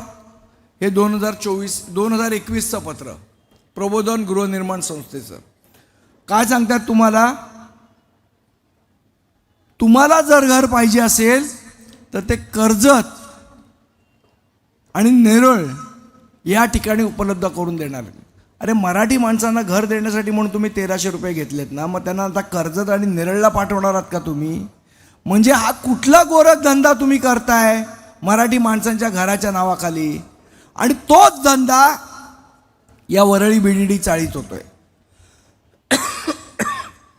22 मजल्याची जी बीडीडी चाळीचे टॉवर होणार होते ते अचानक 40 मजल्याचे का केले? त्यावेळेला आमच्या बीडीडी चाळीतील रहिवाशांची तुम्ही मतं विचारात घेतली का? आज जे लोक मतं मागायला येत आहेत ना तुमच्याकडे, त्या लोकांनी तुमची मतं विचारात घेतली का 22चा 40 करू का म्हणून? घेतली? नाही घेतली ना. मग आज तुमचा जेव्हा तो 22 मजल्याचा टॉवर 40 मजल्याचा होईल, मान्य आहे मला की 10 वर्ष तुम्हाला मेंटेनन्स, 10-12 वर्ष जे काय शक्य आहे ते मेंटेनन्स फ्री देतील. पण 10-12 वर्षानंतर 22 मजल्याचा टॉवर जेव्हा 40 मजल्याचा होतो जिकडे 3 लिफ्ट लागतात तिकडे 6 लिफ्ट लागणार आहेत तुम्हाला. साफसफाईचा खर्च वाढणार आहे, वॉचमनची संख्या वाढणार आहे, CCTV वाढणार आहेत. या सगळ्याचा मेंटेनन्स या आमच्या BDD चाळीमधील सामान्य रहिवाशांना परवडणार आहे का? म्हणजेच आज जो आमचा मराठी माणूस या BDDच्या चाळीमध्ये राहतोय त्याला इकडनं कायमचं हद्दपार करायचं, या वरळीतनं काढायचं त्याला आणि पुन्हा वसई, विरार, कल्याण, डोंबिवली या ठिकाणी पाठवायचा. हा डाव रचला जातोय. हा डाव आपण लक्षात घेतला पाहिजे. या गोष्टींसाठी आपण यांना निवडून द्यायचं आहे का? आम्हाला घरातनं कसे तुम्ही काढणार या गोष्टींसाठी तुम्ही त्याला निवडून देणार आहात का? हे इथे बाजूला गोपाळनगर आहे. आजही त्या विकासकांनी 200 फ्लॅट बांधलेले नाहीत. 200 लोक अजूनही घराबाहेर आहेत. त्यांना ना भाडं मिळत आहे ना त्यांना त्यांचा फ्लॅट मिळत आहे. बिचारे तसेच वणवण करत सगळीकडे फिरत आहेत. हा विकास तुम्ही केला. 2004ला जेव्हा वरळी विधानसभा मतदारसंघ तयार झाला तेव्हा पहिले आमदार होते सचिन अहिर. 2009ला आमदार झाले सचिन अहिर. 2014ला आमदार झाले सुनील शिंदे. 2019ला आमदार झाले आदित्य ठाकरे. म्हणजे 2004 ते 2024 20 वर्ष तुम्ही या वरळीमध्ये सत्ता उपभोगली. 20 वर्ष सत्ता उपभोगून तुम्ही काय दिलं त्या वरळीकरांना? आज BDD चाळीमध्ये एवढा त्या लॉटरीचा घोळ घातलेला आहे. कधी या नंबरची लॉटरी काढतात मग त्यांची कॅन्सल करतात, कधी मग त्यांची लॉटरी काढतात ह्यांची कॅन्सल करतात. पहिले सांगितलं आम्ही या इमारतींना पहिल्या फेजमध्ये घर देऊ, मग सांगितलं आता तुम्हाला नाही आम्ही आता ह्यांना घर देऊ. हे म्हाडा आहे का मेंटल हॉस्पिटल आहे? माझा प्रश्न आहे. मेंटल हॉस्पिटल आहे काय? कळत नाही तुम्हाला कोणाची लॉटरी काढायची आणि कोणाची नाही काढायची ते? का डोक्यावर पडलेत अधिकारी?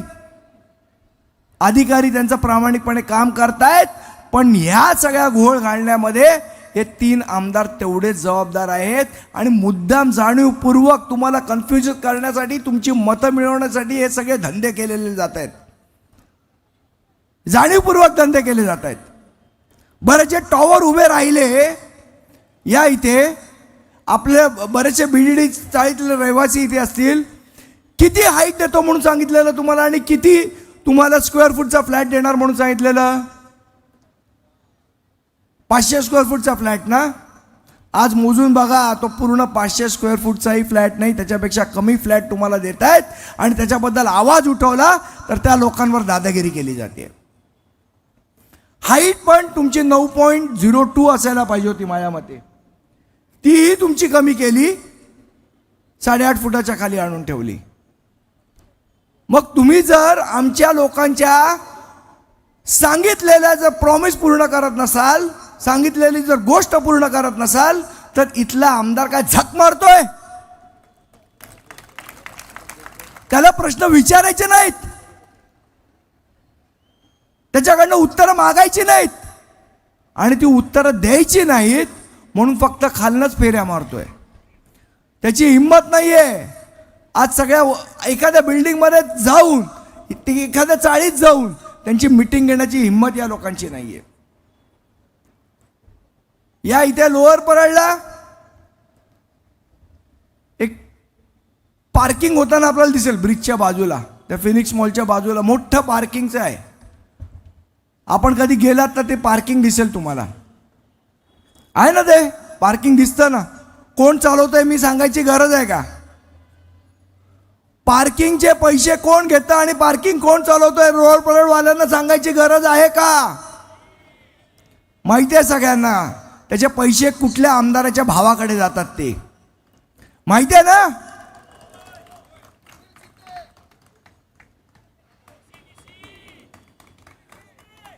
तो जो प्लॉट आहे ना बांधवांनो भगिनींनो, तो प्लॉट तुमच्या आणि माझ्या मुलांच्या शाळेचा प्लॉट आहे, ज्याचा असा प्रकारे दुरुपयोग केला जातोय. जर आज त्या प्लॉटवर शाळा बांधली गेली असती तर आमच्या वरळीकरांना दादरला किंवा वडाळ्याला वणवण करत फिरावं लागलं नसतं मुलांच्या ॲडमिशनसाठी. तो प्लॉट ह्या लोकांनी स्वतःच्या स्वार्थासाठी खाल्लेला आहे. आणि मग अशा लोकांना आपण निवडून देणार आहोत का? यांना मस्ती आली आहे, मस्ती. माझं कोण वाकडं करू शकत नाही. मी काहीही केलं तरी मलाच मतदान करायचं आहे. आणि मग जेव्हा महाराष्ट्र नवनिर्माण सेनेचा हा सगळा प्रचार सुरू झाला, झंझावात चालू झाला, त्यावेळेला ह्यांच्या पायाखालची जमीन सरकली. सन्मान्य राजसाहेबांची कोळीवाड्यात सभा झाली, यांच्या पायाखालीची जमीन सरकली. आणि संपलेल्या पक्षावर बोलत नाही, म्हणणारे मनसेवर बोलायला लागले.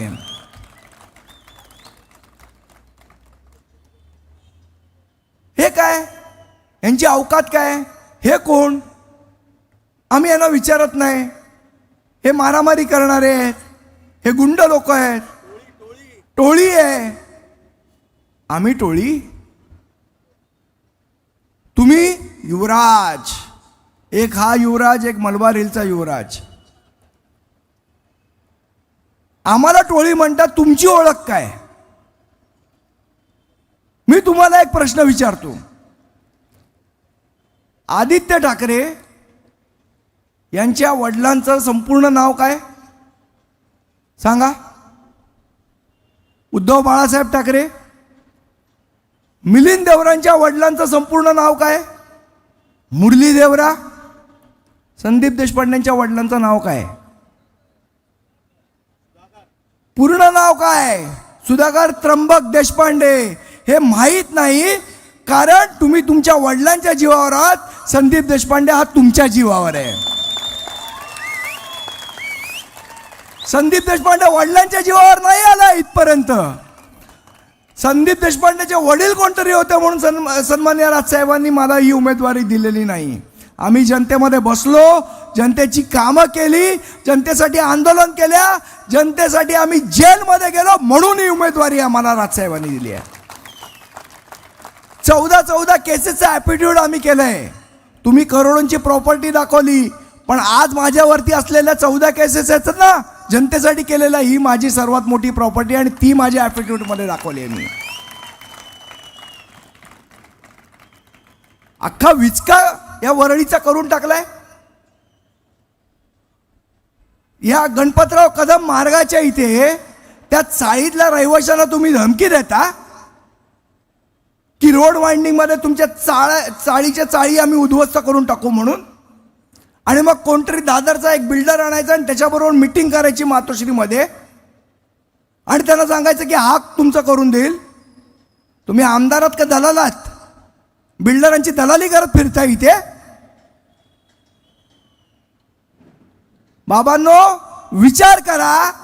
तुमचा आमदार एका बिल्डरला घेऊन येऊन तुम्हाला कन्व्हिन्स करतो की हे प्रोजेक्ट करा. हे त्याचं काम आहे आमदाराचं. तुमच्यासाठी नवीन नवीन पॉलिसी बनवणं, तुमच्या विकासाच्या दृष्टीने पॉलिसी तयार करणं, त्यासाठी नियम करणं, एखादी चुकीची गोष्ट होत असेल त्यासाठी जाब विचारणं, ही आमदाराची कामं आहेत. एखादी कुठेतरी शेड बांधली, कुठेतरी बांधलेलंच शौचालय पुन्हा दुरुस्त करायचं आणि त्याच्यावर स्वतःची पाटी लावायची, हे धंदे तुम्ही करायला इथे आमदार झालेले आहात. आणि आम्हाला विचारता तुम्ही कोरोनाच्या काळात तुम्ही कुठे होतात म्हणून. अरे लाज वाटली पाहिजे आदित्य ठाकरे तुम्हाला हा प्रश्न महाराष्ट्र सैनिकांना विचारताना की कोरोनाच्या काळात तुम्ही कुठे होतात. अरे कोरोनाच्या काळात तुम्ही आणि तुमचे वडील कुठे होतात हे पहिले जनतेला सांगा. फेसबुकवरनं नुसत्या घोषणा करायच्या, त्या वर्षावर बसून आमचा महाराष्ट्र सैनिक रस्त्यावर होता कोरोनाच्या काळात. जेव्हा हॉस्पिटलची भरमसाठ बिलं वाढली होती ना त्यावेळेला त्या नानावटी हॉस्पिटल FIR करायला आमचा महाराष्ट्र सैनिक होता. मी आणि संतोष धुरींनी त्याच्यावर FIR करायला लावली. जेव्हा पैसे भरता येत नाहीत म्हणून दादरच्या सुश्रुषा हॉस्पिटलमध्ये आपल्या वरळीतल्या एका नागरिकाचा मृत्यू झाला दुर्दैवाने कोरोनाच्या काळात, त्याची बॉडी देत नव्हती, त्यावेळेला हा महाराष्ट्र सैनिक तिथे गेला आणि त्याची बॉडी मिळवून दिली. आणि तुम्ही आम्हाला निर्लज्जासारखे विचारता आम्ही कुठे होता. तुम्ही कुठे होतात? वरळी कोळी. बरं, दुसरा एक मुद्दा, स्थानिक लोक पाहिजेत. स्थानिक लोक पाहिजेत. तुमचा वरळी कोळीवाड्यातला नगरसेवक स्थानिक आहे ना? कोरोना काळात कोळीवाड्यामध्ये आपल्याला कोरोना या भीतीने शिवाजी पार्कला राहत होता. असा स्थानिक पाहिजे तुम्हाला? असा स्थानिक पाहिजे की जो सुखदुःखाच्या काळात तुमच्याबरोबर उभा राहील. भले तो बाजूच्या मतदारसंघात राहत असेल, पण सुखदुःखाच्या काळात जर तुमच्याबरोबर उभा राहिला ना, तो स्थानिक. तुमच्या बिल्डिंगमध्ये राहून जर तुमच्या उपयोगाला नाही आला तर तो स्थानिक काय कामाचा? तुमच्या सुखदुःखाच्या काळात जर बरोबर राहिला ना, तो स्थानिक. आणि हे प्रश्न तुम्ही आम्हाला विचारताय. बरं, ते दुसरे देवडा काल भांडीकुंडी काहीतरी घेऊन आले तिथे. हो नो, यांच्याकडे कृपया लक्ष द्या. आज भांडीकुंडी वाटतायत तुम्हाला. का वाटतायत? तू जेव्हा जेव्हा खासदारकी लढवली या मिलिंद देवरांनी, तेव्हा तेव्हा वरळीकरांनी याला नाकारलेलं. वरळीत कधीही या माणसाला लीड मिळालेला नाहीये. मग कुठल्या तोंडाने वरळीतनं परत लढवायला आला? आज जो तुम्हाला भांडीकुंडी वाटतोय ना, या माणसाला भांडी घासायलाच लावली पाहिजे आणि हीच त्यांची लायकी आहे. हे मिलिंद देवरा यांचे वडील मुरली देवरा काय म्हणाले आठवत आहे ना? सन्माननीय बाळासाहेबांनी नंतर त्यांची अशी काढली होती. हेच मुरली देवरा म्हणाले होते, मुंबई तुमची आणि भांडी घासा आमची. हे म्हणणारे मुरली देवरा त्यांच्या मुलाला आपण निवडून देणार आहोत वरळी म्हणणं? या अशा लोकांना, ज्यांना ना तुमची किंमत आहे ना स्वतःची किंमत आहे.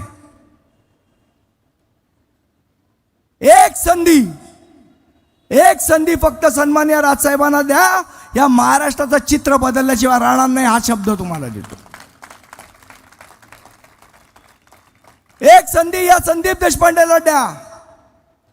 जर 5 वर्षात तुमच्या सगळ्या प्रश्नांची तड लावण्याचा प्रयत्न नाही केले, प्रयत्न करताना दिसलो नाही, कुठे कमी पडताना दिसलो, कुठे आळशी पडताना दिसलो, आळशीपणा करताना दिसलो, कुठे पळून जाताना दिसलो, जर नालायक ठरलो, तर संदीप देशपांडे पुन्हा तुमच्या दारात येणार नाही, हा शब्द तुम्हाला मी देतो.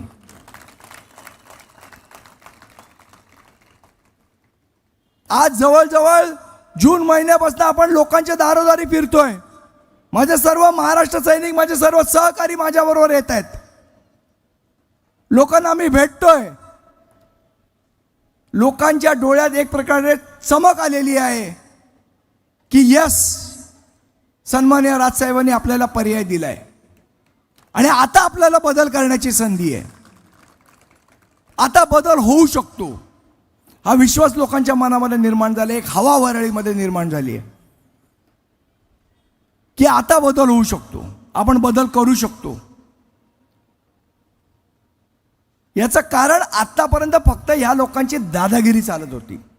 यांच्या दादागिरीला उत्तर देणार आजही मला बरेच लोक भेटतात ना. आम्ही आहे ना ओपनली नाही येणार, कारण काय ते सगळं यांचं, मग काय आमची कामं बिमं चालतात ना, मग ते त्रास देतात. एवढी दादागिरी तुमची? या BDD चाळीचं जे काम चालू आहे ना, या कामामध्ये कोण आहेत ठेकेदार? माथाडीचं कॉन्ट्रॅक्ट कोणाला मिळालंय? ते JCBचं कॉन्ट्रॅक्ट कोणाला मिळाले? हे सगळे उबाटाचे पदाधिकारी आहेत. पाहिजे तर नावं वाचून दाखवीन एकेकाची. म्हणजे या वरळीकरांच्या जीवावर तुम्ही पैसे कमवायचे, तुमची घरं भरायची, आणि त्यांची स्वतःची जेव्हा कामं असतात तेव्हा तुम्ही त्यांना बघून पण घ्यायचं नाही, उपलब्ध पण व्हायचं नाही.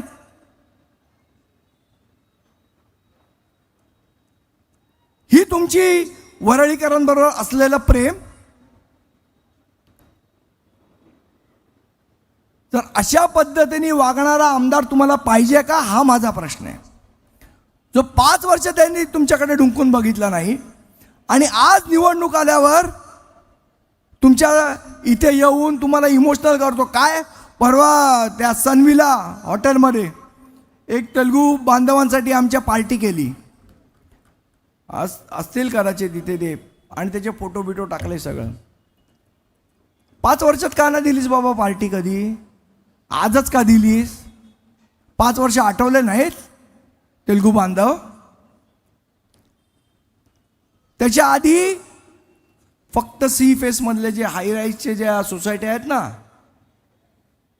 त्यांना पार्टी दिली होती मागच्या वेळेला. 2019ला उभे राहिले त्यावेळेला. बिर्डी चाळीतल्या आमच्या रहिवाशांना नाही, आमच्या कोळीवाड्यातल्या रहिवाशांना नाही, आमच्या सिद्धार्थनगरच्या रहिवाशांना नाही, आमच्या प्रेमनगरच्या रहिवाशांना नाही, आमच्या जिजामाता नगरच्या रहिवाशांना नाही.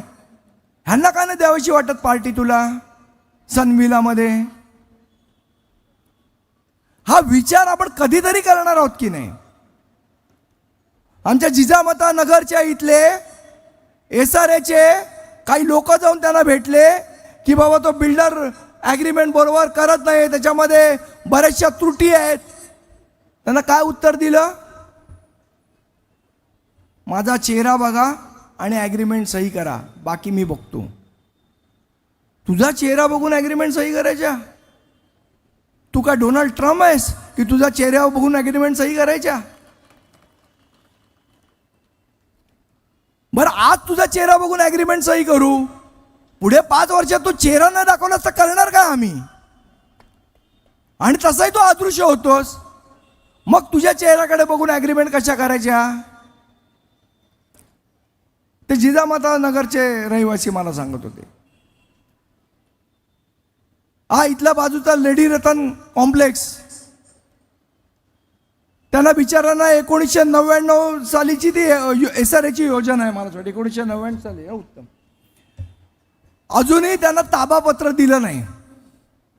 ताबा दिलाय घराचा, पण ताबापत्रच दिलेलं नाही.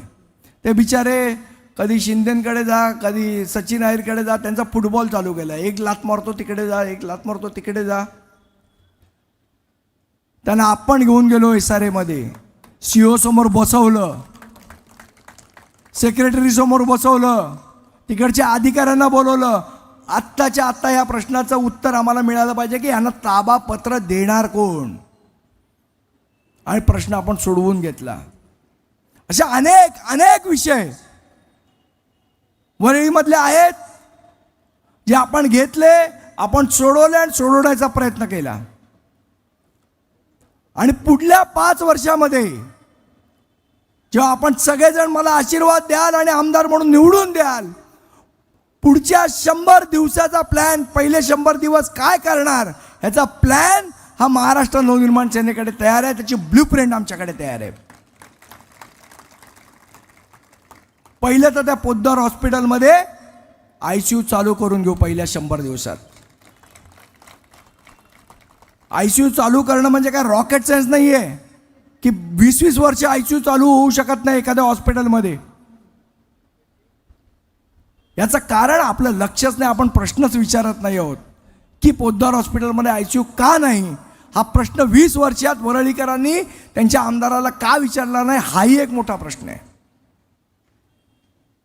आपण कधीतरी आपल्या स्वतःच्या कुटुंबाबद्दल, आपल्या आप्तजनांबद्दल भावनिक होणार आहोत की नाही? समजा माझ्या घरी माझ्या वडिलांना, माझ्या आईला, माझ्या बहिणीला, माझ्या भावाला हार्ट अटॅक आला, तर ह्या ट्रॅफिकमधनं मी KM हॉस्पिटलपर्यंत त्याचा जीव वाचवण्यापर्यंत पोहोचेन का, हा विचार कधीतरी तुमच्या मनात येणार आहे की नाही? कधीतरी आपल्या मनाला आपण हे प्रश्न विचारणार आहोत की नाही? किती दिवस सन्माननीय हिंदू हृदय सम्राट बाळासाहेबांचं नाव घेऊन हे तुम्हाला इमोशनली ब्लॅकमेल करणार आहेत, तुम्हाला भावनिक करत राहणार आहेत? या गोष्टीचा आपण विचार जरूर करावा, एकदा तरी करा. ज्या पद्धतीची प्रतारणा या लोकांनी तुमच्याबद्दल केलेली आहे, या गोष्टीचा निश्चितपणे आपण एकदा विचार करा. आणि काय, काल एक इंटरव्ह्यू बघितला मी सन्माननीय उद्धव ठाकरे साहेबांचा. नाही म्हणे आम्ही मनसेला, अमितच्या बाबतीत बोलत होते, नाही म्हणे आम्ही मनसेला मदत करणार नाही, कारण ते महाराष्ट्र ज्यांनी लुटला त्या भाजपला ते लोक मदत करतायत किंवा काय, त्यांना पाठिंबा देत आहेत वगैरे. ठीक आहे, त्यांनी ते एक पॉलिटिकल स्टेटमेंट केलं. महाराष्ट्र लुटणाऱ्या भाजपला मदत करतायत. गेले 25 वर्ष ज्या शिवसेनेने मुंबई लुटली त्या शिवसेनेबद्दल कोण बोलणार? ही मुंबई लुटून लुटूनच तुमची मातोश्री 2 तयार झाली ना, नाही तर कुठनं तयार होणार होती ती? या रोडच्या कॉन्ट्रॅक्टरना लुटून लुटूनच तुम्ही श्रीमंत झालात ना. कोरोना काळात बॉडी बॅग घोटाळे करून करूनच तुम्ही श्रीमंत झालात ना. कोरोनाच्या काळात लोकांची खिचडी स्वतः खाऊन तुम्ही मोठे झालात ना. या महानगरपालिकेची हॉस्पिटलची आलेली करोडो रुपयांचा फंड खाऊन तुम्ही मोठे झालात ना. बाकीचं सोडा हो. या जंबोरी मैदानमध्ये 2 कोटी रुपये खर्च केले. कशावर केले खर्च? काय काम केलं जंबोरी मैदानचं? काय सुशोभीकरण केलं? कुठला जॉगिंग ट्रॅक इथे आता दिसतोय तुम्हाला? आणि याला 2 कोटी रुपये लागलेत. इथल्या इथे समोरच्या समोर तुमचे पैसे खाल्ले जातात, तुमचे पैसे ओरबाडले जात आहेत. आणि आपण किती दिवस डोळ्यावर पट्टी बांधून राहणार आहोत? भावांनो, माझी आपल्याला नम्र विनंती आहे, हीच वेळ आहे आपल्याला बदल करण्याची आणि तुमच्या मनातला राग, तुमच्या मनातली चीड व्यक्त करायची. म्हणून माझी आपल्याला नम्र विनंती आहे, येणाऱ्या 20 तारखेला इंजिन या महाराष्ट्र नवनिर्माण सेनेच्या चिन्हावरचं बटन दाबून आपण आपला राग, आपण आपली चीड आणि जे तुम्हाला वाटतंय ते आपण व्यक्त करा आणि वरळीमध्ये बदल करा. एवढी एक विनंती आपल्याला करतो आणि माझे 2 शब्द संपवतो. जय हिंद, जय महाराष्ट्र. धन्यवाद संदीपभाई. करतील हे अदृश्य आमदार इतका अभ्यासपूर्ण आणि मूलभूत प्रश्नांवर भाषण करतील? मित्रांनो, जर आपला आमदार, जर आपला नगरसेवक, जर आपला खासदार चांगलं काम करत नसेल तर त्याला बदलण्याचा अधिकार आपल्या बापाने म्हणजे परमपूज्य डॉक्टर बाबासाहेब आंबेडकरांच्या संविधानाने आणि त्यांच्या लोकशाहीने दिलेला आहे. आणि म्हणूनच आता हा आमदार बदलण्याची वेळ आलेली आहे आणि एक चांगलं नेतृत्व म्हणजे संदीपभाईंच्या रूपात आपल्या समोर उभा आहे. आणि यानंतर मी इथे आमंत्रित करतोय श्री बंटी मशिलकर साहेबांना, महाराष्ट्र नवनिर्माण सेनेची तोफ श्री बंटी मशिलकर.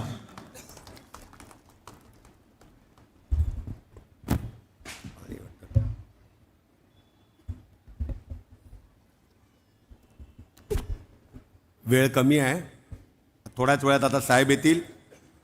महाराष्ट्राचा आराध्य दैवत छत्रपती शिवप्रभूंना मानाचा मुद्रा करून भारतीय घटनेचे शिल्पकार भारतरत्न डॉक्टर बाबासाहेब आंबेडकर यांना विनम्र अभिवादन करून या महाराष्ट्राची दशा होत असताना या महाराष्ट्राला दिशा देणारे तुम्हा आम्हा सर्वांचे, या महाराष्ट्राचे भाग्यविधाते आदरणीय राजसाहेब ठाकरेंना मानाचा मुद्रा करून व्यासपीठावर बसलेले विभागाध्यक्ष आदरणीय धुरीसाहेब, राजसाहेबांच्या बरोबर गेली अनेक वर्षे असणारे संजय जामदार साहेब, आदरणीय व्यासपीठ आणि ज्याच्या येणाऱ्या 23 तारखेला गुलाल घेऊनच आलेलो आहे, ते गुलाल ज्यांच्या अंगावर पडणार आहे ते आपले होणारे आमदार आदरणीय संदीप देशपांडे साहेब यांना मानाचा मुद्रा करून जिवंत हृदयाच्या, शाबूत डोक्याच्या आणि सहसहत्या रक्ताच्या माझ्या वरी विधानसभेतील बंधू भगिनी आणि मातांनो, 2020चा जमाना आहे. आत्ता सर्वांना सगळं बोलून मोकळं झालेलं आहे. परंतु या सगळ्यातून मला एकच वाटतंय, सर्वांनी आपल्या आपल्या जामदार साहेबांनी आपले प्रश्न मांडले. विविध या वरी विधानसभेतील राज्याच्या राजकारणावर न बोलता हा उमेदवार आणि या महाराष्ट्र नवनिर्माण सेनेचे नेते फक्त वरी विधानसभेच्या प्रश्नांवर बोलतायत, ह्याचा मला अभिमान वाटतो. ते खऱ्या अर्थानं अभ्यासू व्यक्तिमत्व काय असतं, अभ्यास कशाला म्हणतात, जो लोकांच्यात जातो, जो लोकांचे प्रश्न हाताळतो, जो 24/7 जो लोकांच्या दिमतीला हजर असतो, असा एक राजसाहेबांचं आवडतं व्यक्तिमत्व या महाराष्ट्रातील तमाम महाराष्ट्र सैनिकांचं आवडतं नेतृत्व आदरणीय संदीप देशपांडे साहेबांना येणाऱ्या 20 तारखेला जे रेल्वे इंजिन आहे त्याचं बटन दाबण्याकरता बांधवांनो पण या ठिकाणी आहेत. आणि त्यांनी प्रश्न विचारले. मी नेहमी म्हणतो कि हम आह भी भरते हैं तो बदनाम होते हैं, वो कत्ल भी करते तो चर्चा नहीं होती. चर्चा तो होनी चाहिए. प्रत्येक विषयाची चर्चा व्हायला पाहिजेत. अनेक प्रश्नांना इथं या महाराष्ट्राच्या विधान भवनामध्ये, या वरी विधानसभेमध्ये प्रश्न आपण येणाऱ्या या लोकांना विचारले पाहिजे. बांधवांनो, की गेली 20 वर्ष 25 वर्ष एकाच पक्षाची सत्ता असताना देखील काल परवापर्यंत आलेला आज या निवडणुकीच्या रिंगणात उभा राहणारा एक संदीप देशपांडे तुम्हाला सळो की पळो करून सोडतो. आणि म्हणून बांधवांनो, संघर्ष हा अटळ असतो. या संघर्षातून महाराष्ट्र नवनिर्माण सेना झालेली आहे. संघर्षाचे शिकवण्याची गरज नाही. संघर्ष हा रक्तात आणि त्याच्यासाठी हिंमत असावी लागते. ती हिंमत आदरणीय राजसाहेब ठाकरेने तुमच्या आमच्या अंगामध्ये दिलेली आहे. आणि म्हणून मोठ्या हिमतीनं, राजसाहेबांनी मोठ्या विश्वासानं, मला आठवतंय की ज्या वेळेला त्या कार्यालयाचं उद्घाटन झालं, बांधवांनो, आपली जबाबदारी किती वाढली ही तुम्हाला कल्पना नसेल. परंतु आपली जबाबदारी अतिशय वाढलेली आहे. ज्या वेळेला राजसाहेबांकडे ज्यावेळेला ते पुस्तक ठेवलं आणि राजसाहेबांनी त्यावेळेला लिहिलं की संदीप, तुला वरीतून निवडून यायचंच आहे, त्याच दिवशी आम्ही ठरवलं की संदीप देशपांडे या वरी विधानसभेतून या महाराष्ट्र विधानसभेच्या उंबरठ्यावर आपल्याला पाठवण्यासाठी तुम्हा आणि आम्हाला सगळ्यांना कटिबद्ध व्हायची वेळ आलेली आहे. बांधवांनो, आतापर्यंत वरींनी सगळे पराभव बघितलेले आहेत. अनेक पराभव तुम्ही आणि आम्ही अनेक निवडणुका लढलेलो आहोत. ज्या राजसाहेबांनी या महाराष्ट्र नवनिर्माणासाठी आपल्या रक्ताचं आणि भक्ताचं नातं तोडलं. काल परवापर्यंत तुम्हाला आणि आम्हाला कोणी ओळखत नव्हतं. संजय जामदार असतील, बंटी मशिलकर असतील, उत्तम सांडव असतील, अनेक लोकांनी, मंगेश कसालकर असतील, अनेक लोकांनी निवडणुका लढल्या. पण मी सांगतो संदीपजी, सगळ्या पराभवाचा वचपा येणाऱ्या 23 तारखेला या महाराष्ट्र नवनिर्माण सेनेचा प्रत्येक सैनिक, या महाराष्ट्र नवनिर्माण सेनेचा वरी विधानसभेतील प्रत्येक नागरिक घेतल्याशिवाय राहणार नाही. कारण एक विजय सगळ्या पराभव पुसून टाकत असतो. आणि ते पराभव पुसण्यासाठी बांधवांनो आपल्याला सगळ्यांना एकत्र येत आहे. ही जागरूकता यायला पाहिजे. म्हणून बांधवांनो, मी तुमच्या समोर उभा आहे. राजसाहेब आता थोड्याच वेळाने येणार आहेत. अनेकांनी प्रश्न मांडले, परंतु मी नेहमी सांगतो की ही आग आपल्यामध्ये लागली पाहिजेत. राजसाहेबांनी रक्ताचं आणि भक्ताचं नातं तोडलं, मनात आणलं असतं तर खूप काही मिळवलं असतं. परंतु बांधवांनो, तुमच्या आमच्यातला, सर्वसामान्य माणसातला, तुमच्या आमच्या सर्वसामान्य कार्यकर्त्याला असामान्य पदापर्यंत घेऊन जाईल. तुमच्यातला मी नगरसेवक, आमदार, खासदार घडवेल. म्हणून बांधवांनो, स्वतःचं नव्हे तर या महाराष्ट्र नवनिर्माण सेनेचं, या महाराष्ट्राचं नवनिर्माण करण्यासाठी बांधवांनो आपल्याला शपथ घ्यायची आहे. हंगामा खड़ा करना हमारा मकसद नहीं है. हंगामा खड़ा करना हमारा मकसद नहीं है. कोशिश यही है कि ये सूरत बदलनी चाहिए. हंगामा खड़ा करना हमारा मकसद नहीं है. कोशिश यही है कि ये सूरत बदलनी चाहिए. तेरे दिल में सही या तेरे दिल में सही, इसके दिल में सही या उसके दिल में सही, ये आग हर एक के दिल में लगनी चाहिए. या महाराष्ट्रातील नव्हे त्या वरीतील सगळ्यात मोठी फाईट आहे. आणि या वरी विधानसभेतील प्रत्येक नागरिकाच्या आग लागली पाहिजेत की होय, एक स्वच्छ हाताचा, एक प्रामाणिक, कुणालाही डोळे न मारता डोळ्यात डोळे घालून उत्तर देणारा महाराष्ट्र नवनिर्माण सेनेचा वाघ हा संदीप देशपांडे आपला आहे. हा सर्वसामान्य माणूस नाही आहे. आणि म्हणून एकमेकांना डोळे मारत असतील. बांधवांनो, आज या ठिकाणी मला सांगायचं आहे, ही ज्यांची अभद्र युती झालेली आहे, वर्षा बंगला सोडायला लागला तरी चालेल, माझं सीएम पद गेलं तरी चालेल, माझ्या हाताखालचे 40 आमदार गेले तरी चालेल, माझं सगळं गेलं तरी चालेल, परंतु काँग्रेस, राष्ट्रवादी मी कधी सोडणार नाही, अशा पद्धतीचा विचार असणारी ही अभद्र युती आहे. मला त्यांना प्रश्न विचारायचा आहे की ज्या स्वातंत्र्यवीर सावरकरांचा मी परम भक्त आहे, किंबहुना या वरीमध्ये देखील असतील शिवरायांचा आणि स्वातंत्र्यवीर सावरकरांचा, ज्या वेळेला जामदार साहेब आपल्याला माहिती आहे विष्णू भागवताची केस कुणामुळे झाली, किती शिवसैनिक आणि आम्ही लोक जेलमध्ये गेलो, बाळा नांदगावकर गेला, आशिष चेंबूरकर गेले, अनेक लोक, संदीप शिंदे, कुणासाठी? स्वातंत्र्यवीर सावरकरांचा अपमान केला. ज्या शिवसेना प्रमुखांनी सांगितलं होतं की स्वातंत्र्यवीर सावरकरांचा ज्या महाराष्ट्रामध्ये अपमान करत असतील, ज्या देशात अपमान करत असतील, त्या हिजड्या काँग्रेसबरोबर मी कधी जाणार नाही. ती हिजड्याची औलाद आहे. परंतु बांधवांनो, त्यांच्याच बरोबर सावरकरांचा अपमान करणाऱ्या माणसांच्या लोकांच्या बरोबर ही सारी मंडळी आहेत. बांधवांनो, माझा त्यांना सवाल आहे की ज्या सावरकरांनी आपलं अख्खं आयुष्य, आपलं संपूर्ण कुटुंब या हिंदुस्थानाच्या स्वातंत्र्यासाठी आपल्या प्राणांची आहुती दिली ना, सगळ्या कुटुंबाची वाताहत करून घेतली. तुझं 60 जनन ते मरण, तुझं 20 मरण ते जनन. स्वातंत्र्यवीर सावरकर म्हणायचे की ज्या राज्यात, ज्या राष्ट्रात स्वातंत्र्य नाही आहे, तिथे राष्ट्र जगणं पण मेल्यासारखं आहे. विचार करा बांधवांनो, ज्या सावरकरांसाठी आम्ही जेल बघितलं, लॉकअप बघितलं, वॉन्टेड काढला, त्या सावरकरांचा अपमान करणारी काँग्रेस यांना चालते. माझा त्यांना सवाल आहे की ज्या सावरकरांना जेवढे जेवढे क्रांतिकारक झाले, त्या क्रांतिकारांनी आद्य गुरु मानलं. तुम्हाला कल्पना असेल, भगतसिंग राजगुरू काय म्हणाले? मेरा रंग दे बसंती चोला, मेरा रंग दे बसंती चोला, जी चोले ने पहन के खेले अपनी जान पे, जी चोले ने पहन के खाची वाली खेली यान पे, उस चोले पे पहन के निकला, पहन के निकला, जिस चोले को पहन के निकला, हम मस्तों का टोला, मेरा रंग दे बसंती चोला माय. अहो, ते भगतसिंग सांगायचे 1857 सालचा ज्या स्वातंत्र्यवीर सावरकरांनी जे 1857 सालचं समर लिहिलेलं आहे, ते म्हणाले आमच्यासाठी ग्रंथ साहिब आहे.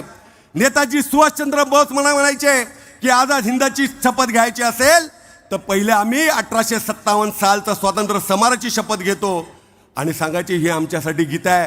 ते लिहिणारे स्वातंत्र्यवीर सावरकर कुठं आणि त्याचे अपमान करणारे ही सारी मंडळी कुठं? आणि म्हणून या काँग्रेस, राष्ट्रवादी आणि या उबाटाची जे कोण आहे, ती मशाल आहे, ती मशाल विझवण्याचं पवित्र काम ही वरीची जनता केल्याशिवाय राहणार नाही, असा माझा पूर्ण विश्वास आहे. आणि म्हणून बांधवांनो, तुमची आणि आमची जबाबदारी फार वाढलेली आहे. ज्या राजसाहेबांनी आज आपल्याला, मी नेहमी सांगतो, मागे पण सांगितलं, त्या राजसाहेबांचं आगमन झालेलं आहे. जोरदार टाळ्यांच्या गजरात त्यांचं स्वागत करावं. महाराष्ट्र नवनिर्माण सेनेचा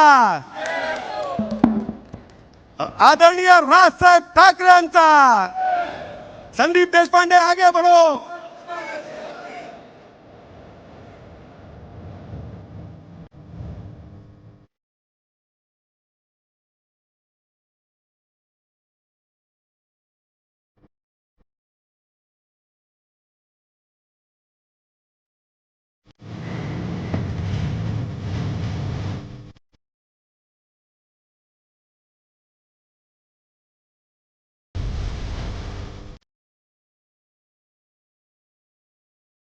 महाराज प्रौढ प्रताप पुरंदर क्षत्रिय कुलावताज शिवसेनाधीश्वर बहुजनांचे राजे जाणता राजा राजकारण पुरंदर छत्रपती शिवाजी महाराज की जय. भवानी जय शिवाजी. हर हर.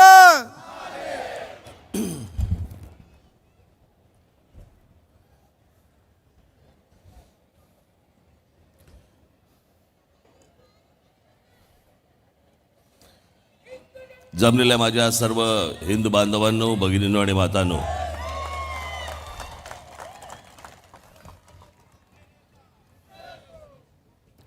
निवडणूक आता शेवटच्या टप्प्यावरती येऊन पोहोचलेली आहे.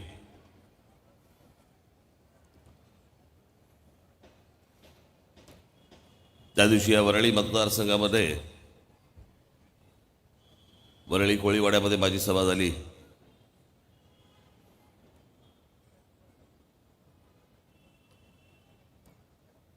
आणि आमच्या संदीपने मला सांगितलं की साहेब, एक जांभोरी मैदानमध्ये पण सभा घ्या.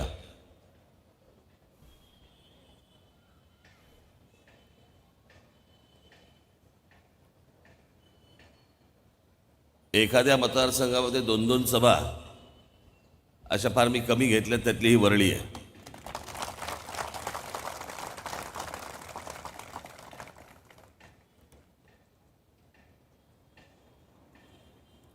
वेगवेगळी सगळ्यांची नाटकं रोजची बघतोय आपण. काही जणांचं रडूबाई रडू शो सुरू आहेत. मला का तपासलं? हेलिकॉप्टरमधनं बॅग काढून निवडणूक आयोगाच्या लोकांनी तपासलं. मला पण तपासलंय. त्यांचं काम आहे ते. फक्त निवडणूक आयोगाच्या लोकांना समजायला पाहिजे होतं की ज्याच्या हातातनं पैसे सुटत नाही त्याच्या बॅगेमध्ये पैसे येतील कुठून? शक्य तरी आहे का?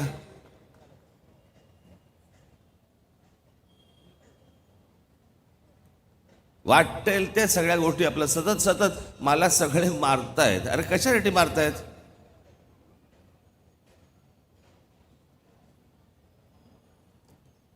स्वतः इतक्या जणांची मारली त्याचं काय?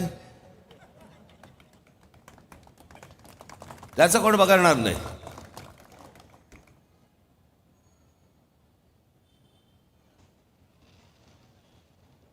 सकाळपासून माझे ते सगळे इंटरव्ह्यू सुरू आहेत. आणि एक प्रश्न आपला कायम सगळ्यांचा, वरळीमध्ये तुम्ही उमेदवार दिला नव्हता परंतु तुमचा मुलगा उभा आहे तिकडे सगळ्यांनी उमेदवार दिला असेल. प्रत्येकाच्या वृत्तीचा भाग येतो, प्रत्येकाचा भाग येतो, प्रत्येकाची विचार करण्याची पद्धत असते,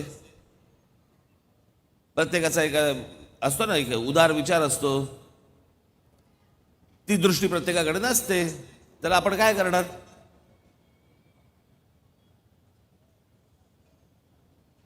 आणि कोणी या सगळ्या मतदारसंघामध्ये कोणी उभा करावा किंवा न करावा, महाराष्ट्र नवनिर्माण सेना स्वतंत्रपणे निवडणूक लढवते आहे. आणि हे मी गुढीपाडव्याच्या मेळाव्यामध्ये सगळं सांगितलं होतं तुम्हाला की विधानसभेच्या तयारीला लागा म्हणून सांगितलं होतं की नाही? मग कोणी उमेदवार उभा केला काय नाही उभा केला काय आपल्याला काय फरक पडतोय?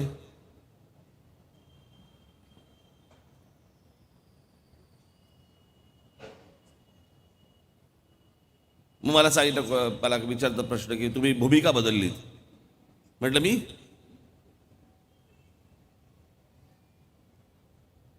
आज तुमच्या सगळ्यांच्या साक्षीने एकदा सांगूनच टाकतो.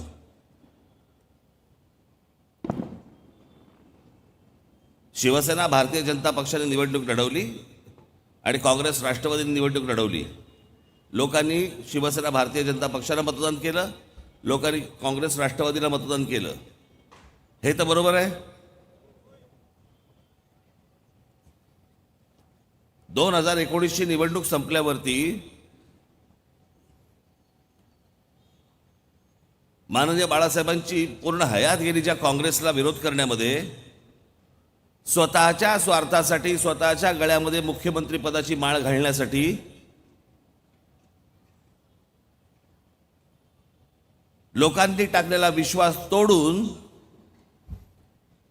उद्धव ठाकरेंनी शिवसेना, राष्ट्रवादी काँग्रेस आणि काँग्रेसच्या दावणीला बांधली स्वतःच्या स्वार्थासाठी. त्याला भूमिका बदललं म्हणतात.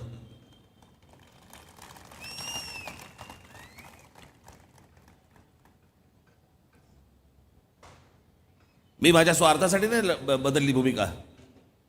मला ज्या वेळेला एखादी गोष्ट योग्य वाटते, एखादा माणूस योग्य बोलतोय असं वाटतं, योग्य भूमिका घेतोय असं वाटतं, मी त्यावेळेला त्याची प्रशंसा करतो. मला असं वाटतं की चुकीच्या भूमिका येत आहेत, चुकीच्या भूमिका घेतल्या जात आहेत, त्यावेळेला मी टीकाही करतो.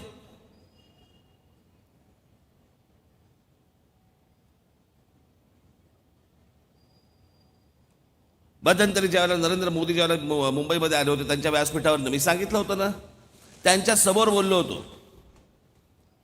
की आपण 3 टप्प्यातली निवडणूक पकडूया. तीन निवडणुका आपण पकडूया.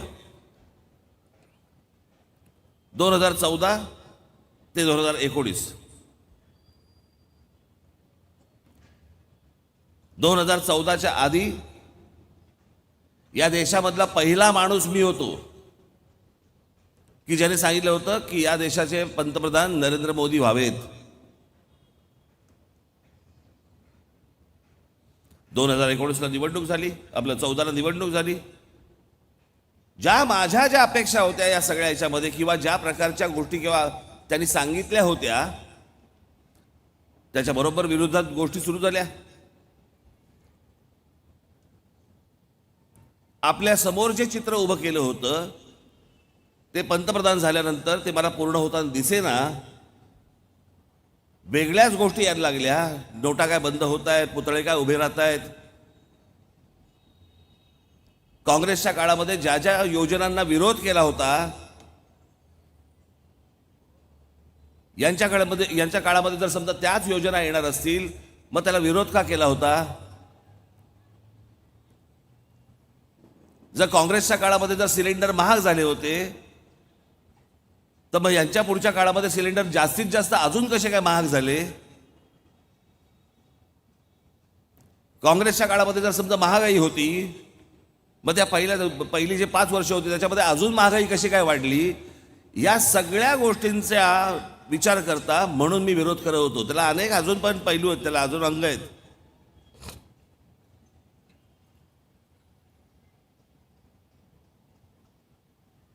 2019ची निवडणूक संपली आणि 2019च्या निवडणूक संपल्यानंतर अनेक गोष्टी अशा झाल्या की ज्या योग्य झाल्या, चांगल्या झाल्या. जसं काश्मीरमधला 370 कलम हटवलं गेलं, जसं ज्या कारसेवकांनी इतके कष्टाने तिथपर्यंत गेले होते, ते बाबरी मशीद तुटली, फोडली. जे कारसेवक तिकडे गेले असताना ज्या मुलायमसिंग यादवांच्या पोलिसांनी तिकडे उत्तर प्रदेशमध्ये गोळ्या झाडल्या होत्या कारसेवकांवरती, अनेक कारसेवक त्याच्यामध्ये गेले. त्या मला अजूनही डोळ्यासमोर आहे ते चित्र. त्या शरयू नदीमध्ये अनेक ती प्रेतं पडली होती. त्या कारसेवकांच्या आत्म्याला शांती मिळाली ते राम मंदिर बांधल्यानंतर.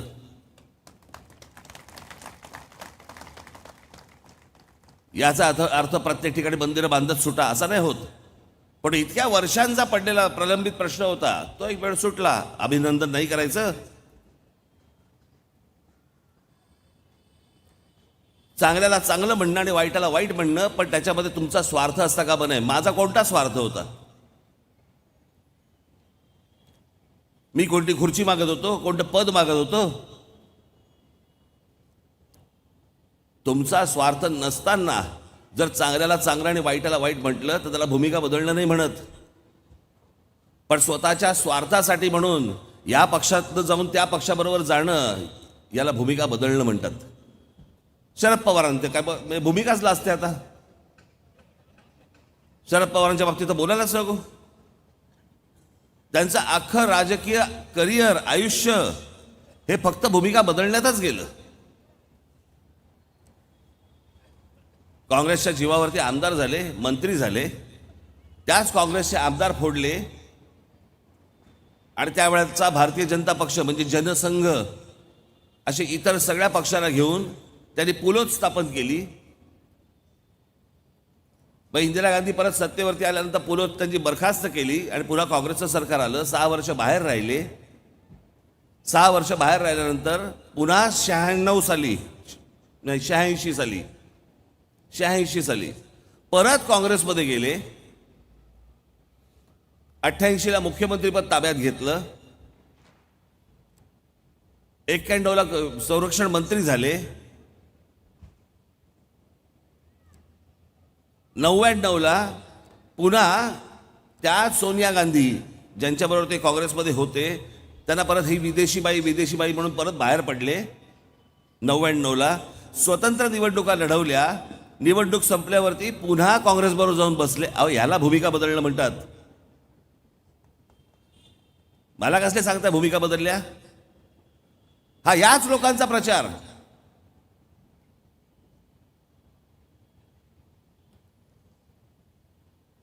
आत्तापर्यंत काढून बघा, महाराष्ट्र नवनिर्माण सेनेने आत्तापर्यंत अशा कोणत्या भूमिका बदललेल्या आहेत? मी तुम्हाला भूमिका बदलल्या भारतीय जनता पक्षाने बदललेल्या आहेत.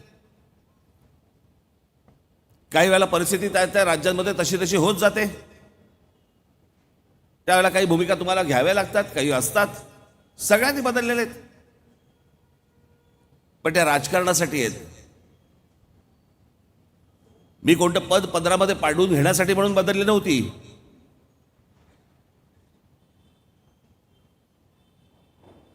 पण काय असतं, काही याचे आता हे सगळं फारच झालेलं आहे. अनेक पत्रकार चांगले आहेत, स्वतःचा प्रामाणिक पत्रकारिता जपतायत, पण अनेक पत्रकार असे आहेत ज्या अनेक पक्षांच्या राजकीय पक्षांच्या दावणीला बांधलेले आहेत, त्या राजकीय पक्षांचे जे काही असतात उद्देश हेतू त्याच्याप्रमाणे हे प्रश्न विचारत असतात.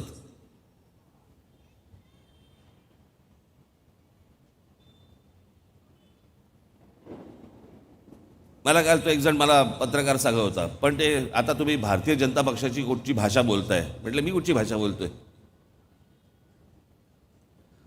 एक गोष्ट आहे समोर, जी मला आणि तुला जर तीच दिसत असेल तर मी त्यांची भाषा बोलतोय का तो माझी भाषा बोलतोय, याला काही अर्थ आहे का? म्हटलं. म्हणून मी माझ्या बाजूला शिवाजी महाराजांचा एक पुतळा होता. म्हटलं इथे घोड्यावर कोण बसलेलं दिसते तुला? तो बोलला शिवाजी महाराज. म्हटलं मला पण शिवाजी महाराज दिसत आहेत. म्हटलं मी का त्यांची भाषा बोलतो का तुझी?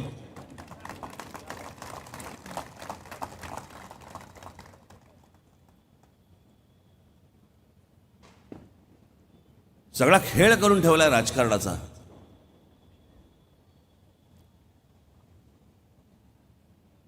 याचं कारण तुम्ही रोजच्या धकाधकीच्या आयुष्यामध्ये या सगळ्या गोष्टींकडे खोलात जाऊन बघत नाही, विचार करत नाही, आणि म्हणून ते हे सगळं समोर येतं.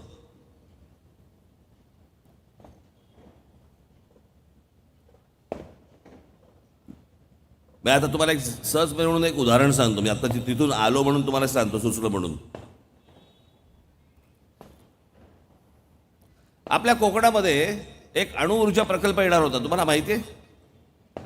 आठवतं तुम्हाला? अणुऊर्जा प्रकल्प येणार होता, आणि या अणुऊर्जा प्रकल्पाला उद्धव ठाकरेंनी विरोध केला होता. आठवतं तुम्हाला? आणि मग तो अणुऊर्जा प्रकल्प आपल्याकडनं गेला का आहे आता मला कल्पना नाही, परंतु त्याचं काम थंड झालेलं आहे. काय कारण दिली होती?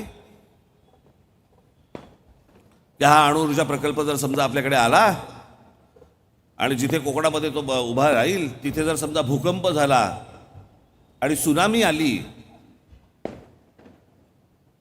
आणि त्या अणुऊर्जा प्रकल्पामध्ये जर समजा पाणी शिरलं, जसं जपानमध्ये झालं होतं तसं जर समजा आपल्याकडे झालं तर काय हाहाकार होईल कोकणामध्ये. आठवतं ना तुम्हाला? ह्याच टीका झाल्या होत्या ना, हीच गोष्ट झाली होती ना, बोलत होते. अणुऊर्जा प्रकल्पाला विरोध करणाऱ्या उद्धव ठाकरेंना कल्पना नाही का हो? सर्वात जास्ती लोकसंख्या असलेलं जे शहर आहे ते मुंबई शहर आहे. त्या मुंबई शहरामध्ये 1960 साली भाभा ऑटोमिक रिसर्च सेंटर इकडे चेंबूरला उभं केलं आहे, ज्याच्यामध्ये न्यूक्लिअर रिॲक्टर आहे. त्याच्यामध्ये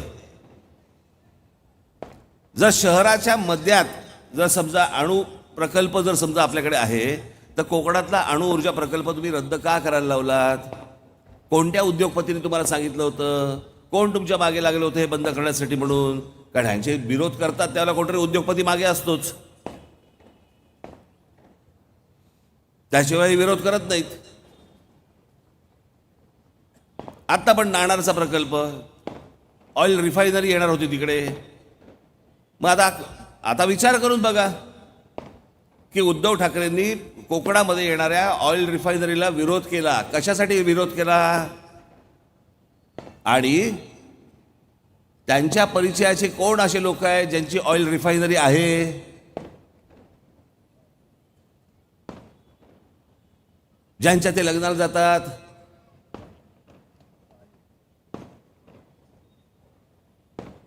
अजून एक ऑइल रिफायनरी आली तर आपला मित्र तोट्यात जाईल, आणि तो तोट्यात जाऊ नये म्हणून कोकणामध्ये येणाऱ्या ऑइल रिफायनरीला विरोध झाला. हे नुसते विरोध असे सहज होत नसतात, ह्याच्या मागे खूप मोठं राजकारण असतं, आणि नुसतं साधं राजकारण नसतं, त्याच्या मागे सगळं आर्थिक राजकारण असतं.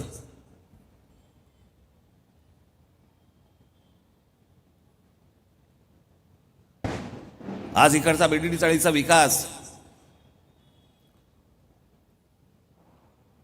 धारावीचा विकास, अनेक जे विकास सुरू आहेत, आज धारावीच्या विकासाला उद्धव ठाकरे विरोध करतायत. याच्या मागे देखील आर्थिक राजकारणच आहे. हे साधं सुद्धा नाही आहे. उगाच काहीतरी विरोध करायचा म्हणून विरोध नाही येतो.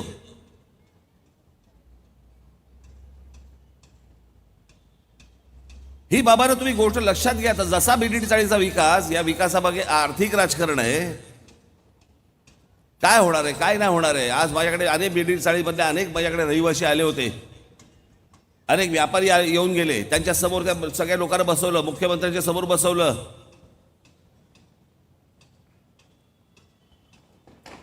हे दूध का दूध, पाणी का पाणी त्यांच्या समोर झालेलं आहे. झालंय की नाही?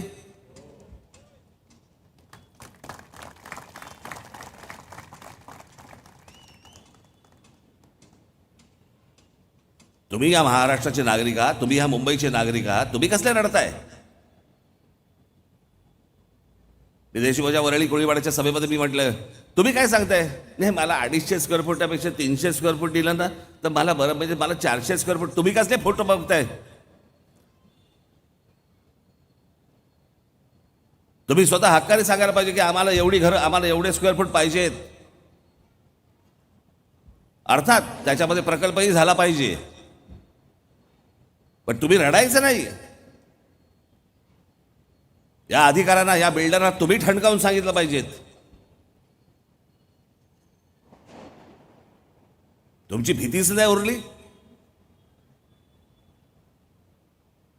कोणी येत आणि तंगडीवर करून जाते. या लोकांचं नीट राजकारण तुम्ही नीट समजून घ्या. हा सगळा वरळी मतदारसंघ, हा सगळा मराठमोळा मतदारसंघ, इथे बिडीडी चाळा असू देत, नाही तर तुमचा पोलीस कॉलनी असू देत, नाही तर आमचा कोळीवाडा असू देत, या सगळ्यांचं सगळ्या जमिनीवरती लक्ष, सगळं जमिनीवरती लक्ष. जमिनी कुठे मिळत आहेत, पॉकेट्स कुठे मिळत आहेत, एवढाच फक्त हा राजकीय खेळ सुरू आहे महाराष्ट्रामध्ये.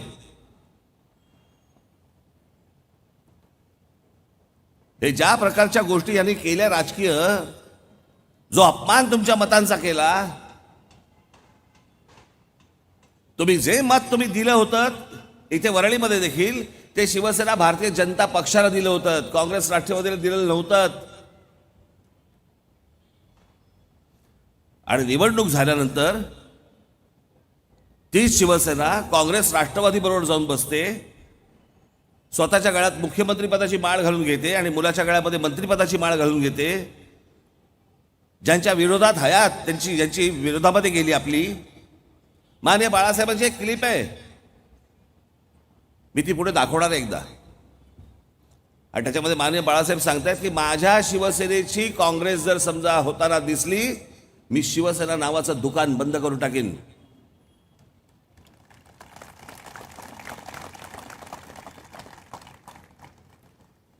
आणि आज तीच शिवसेना काँग्रेस राष्ट्रवादी बरोबर, ज्यांच्या विरोधात तुम्ही आजपर्यंत ही निवडणूक लढलीत, लोकांना सांगितलं हे काँग्रेस राष्ट्रवादीवाले हरामखोर आहेत म्हणून तुम्ही सांगितलं, त्या राष्ट्रवादी काँग्रेसबरोबर तुम्ही जाऊन बसलात स्वतःच्या स्वार्थासाठी. याला भूमिका बदलणं म्हणतात.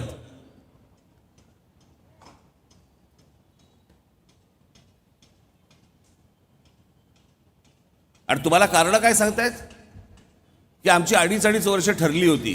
कधी, कुठे? निवडणुकीच्या अगोदर तुम्ही आम्हाला का नाही सांगितलं? निवडणुकीच्या अगोदर तर कोण बोललेलं नाहीये. उद्धव ठाकरे कधी त्यांच्या भाषणामध्ये बोललेले नाहीयेत की शिवसेना आणि भारतीय जनता पक्षामध्ये आमच्यामध्ये करार झालेला आहे, 2.5 वर्ष त्यांची असतील, 2.5 वर्ष आमची असतील. कधी बोलल्याचं आठवतंय? नाही.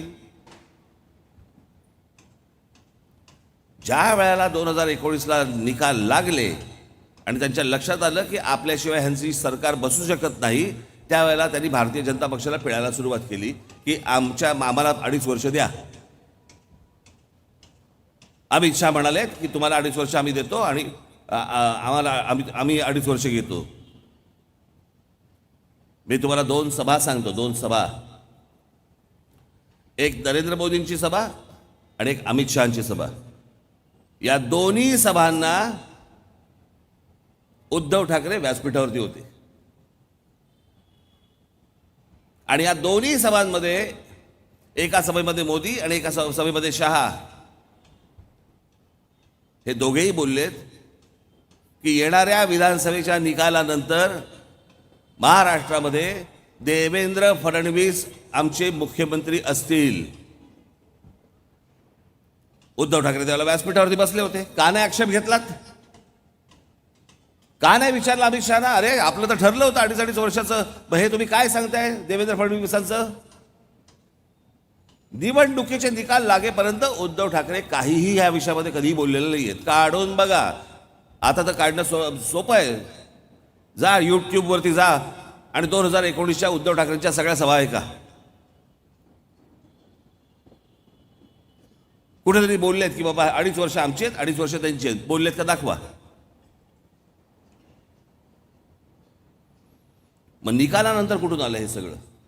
ज्या दिवशी निकाल लागला त्यावेळेला भारतीय जनता पक्षाबरोबर पिळवणूक चालू होती आणि त्याच वेळेला काँग्रेस राष्ट्रवादी म्हणजे शरद पवार आणि काँग्रेस बरोबर ह्यांची आतून चर्चा पण सुरू होती. हा तुमच्या मताचा अपमान नाहीये? जर समजा मी त्यावेळेला उमेदवार उभा केला नव्हता, या वरळी मतदारसंघाबद्दल तुम्ही भरघोस मतांनी त्यांचा उमेदवार निवडून दिलात, तोही शिवसेना भारतीय जनता पक्ष म्हणून निवडून दिलात, आणि निवडणुका झाल्यानंतर ज्यांच्या विरोधात तुम्ही निवडणुका लढवल्यात, ज्यांच्या विरोधात तुम्ही मतदान केलं शिवसेना भारतीय जनता पक्षाला, शिवसेना उठली आणि त्या काँग्रेस राष्ट्रवादीबरोबर जाऊन बसली, हा तुमच्या मताचा अपमान नाहीये?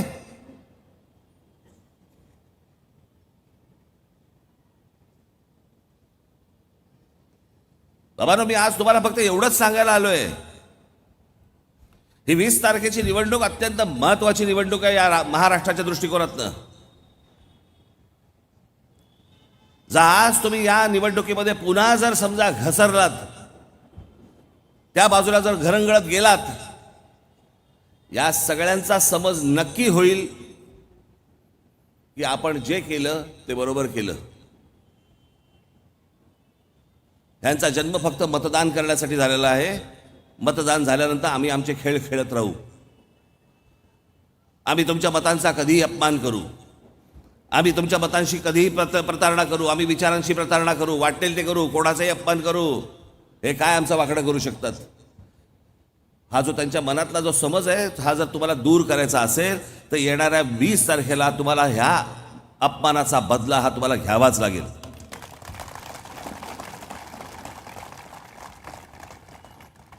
आणि जर हे समजा झालं नाही तर भविष्यातलं महाराष्ट्राचं राजकारण बर्बाद झालं म्हणून समजा, महाराष्ट्र बर्बाद झाला म्हणून समजा. हे अशाच प्रकारचं राजकारण ह्याच्यापुढे महाराष्ट्रामध्ये सुरू राहणार आणि महाराष्ट्रामधल्या येणाऱ्या भविष्यातल्या सगळ्या पिढ्या या ह्यांच्या खाली फक्त लोळत राहणार, लोळत.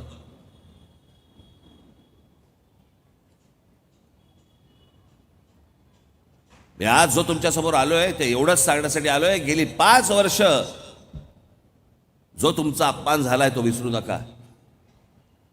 या लोकांनी जे तुमच्या मताशी जे खेळलेत हे विसरू नका. आज मी तुमच्या समोर जी माणसं आणलेली आहेत ही प्रामाणिक माणसं आहेत. आमचा संदीप कुठे गेला? संदीप,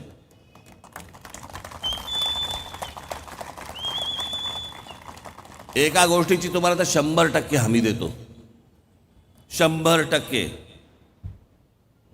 या मतदारसंघातल्या प्रश्नांसंदर्भात तुम्हाला कधी संदीप देशपांडेला भेटायचं असेल, तुम्हाला अपॉइंटमेंटची गरज लागणार नाही.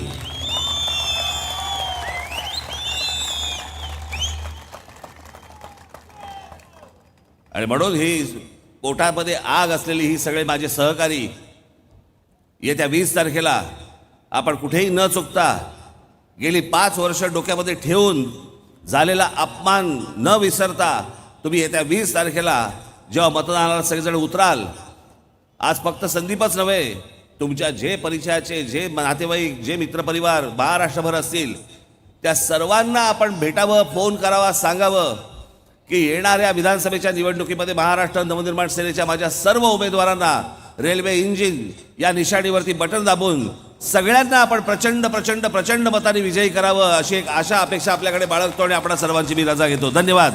जय हिंद, जय महाराष्ट्र. महाराष्ट्र नवनिर्माण सेनेचा श्री राजसाहेब ठाकरे यांचा साहेब केवळ 2-3 मिनिटं घेतो.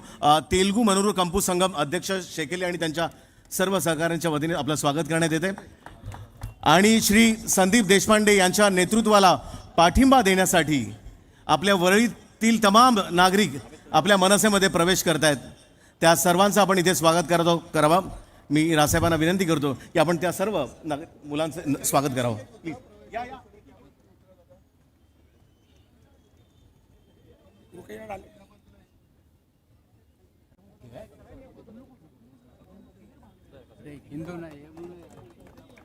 अरे ये किधर जाता है टाइम पे? एक मिनट का प्रवेश कर रहे 2 मिनट हर्षल 2 जन खाली जा ना ताई, खाली जा. त्यांना जायला जागा द्या ना, यांना जायला जागा द्या. अन्ना अन्ना मैं लेके जाता हूँ उनको, पहला नीचे तो जानो सबको. आज वरळीत या संदीप देशपांडे यांच्या पाठीशी संपूर्ण वरळीकर उभी आहे. या सर्वांसाठी एकदा जोरदार टाळ्या वाजवा. महाराष्ट्र नवनिर्माण सेनेमध्ये प्रवेश केलेला आहे. आपल्या संदीप देशपांडे यांच्या पाठीशी खंबीरपणे ही सर्व मंडळी उभी आहेत. त्याचसोबत आपल्या श्री राजसाहेब ठाकरे यांच्या पाठीशी खंबीरपणे उभे आहेत. आपण सर्वांचे इथे मनपूर्वक स्वागत मनसेमध्ये, महाराष्ट्र नवनिर्माण सेनेमध्ये. एक प्ले कर गाणं, एक चांगलं गाणं प्ले. मनसेमध्ये आपल्या वरळीमध्ये महाराष्ट्र नवनिर्माण सेनेमध्ये प्रवेश केलेल्या आहेत या सर्व नागरिकांचा रहिवाशांचं महाराष्ट्र नवनिर्माण सेनेच्या वतीने आपलं मनपूर्वक स्वागत. आपण सर्वांनी राष्ट्रगीतासाठी उभं राहायचं आहे. सर्वांनी राष्ट्रगीतासाठी उभं. हां बरोबर. चला चला चला चला चला. हो चला राष्ट्रगीत सुरू करा. प्ले करा.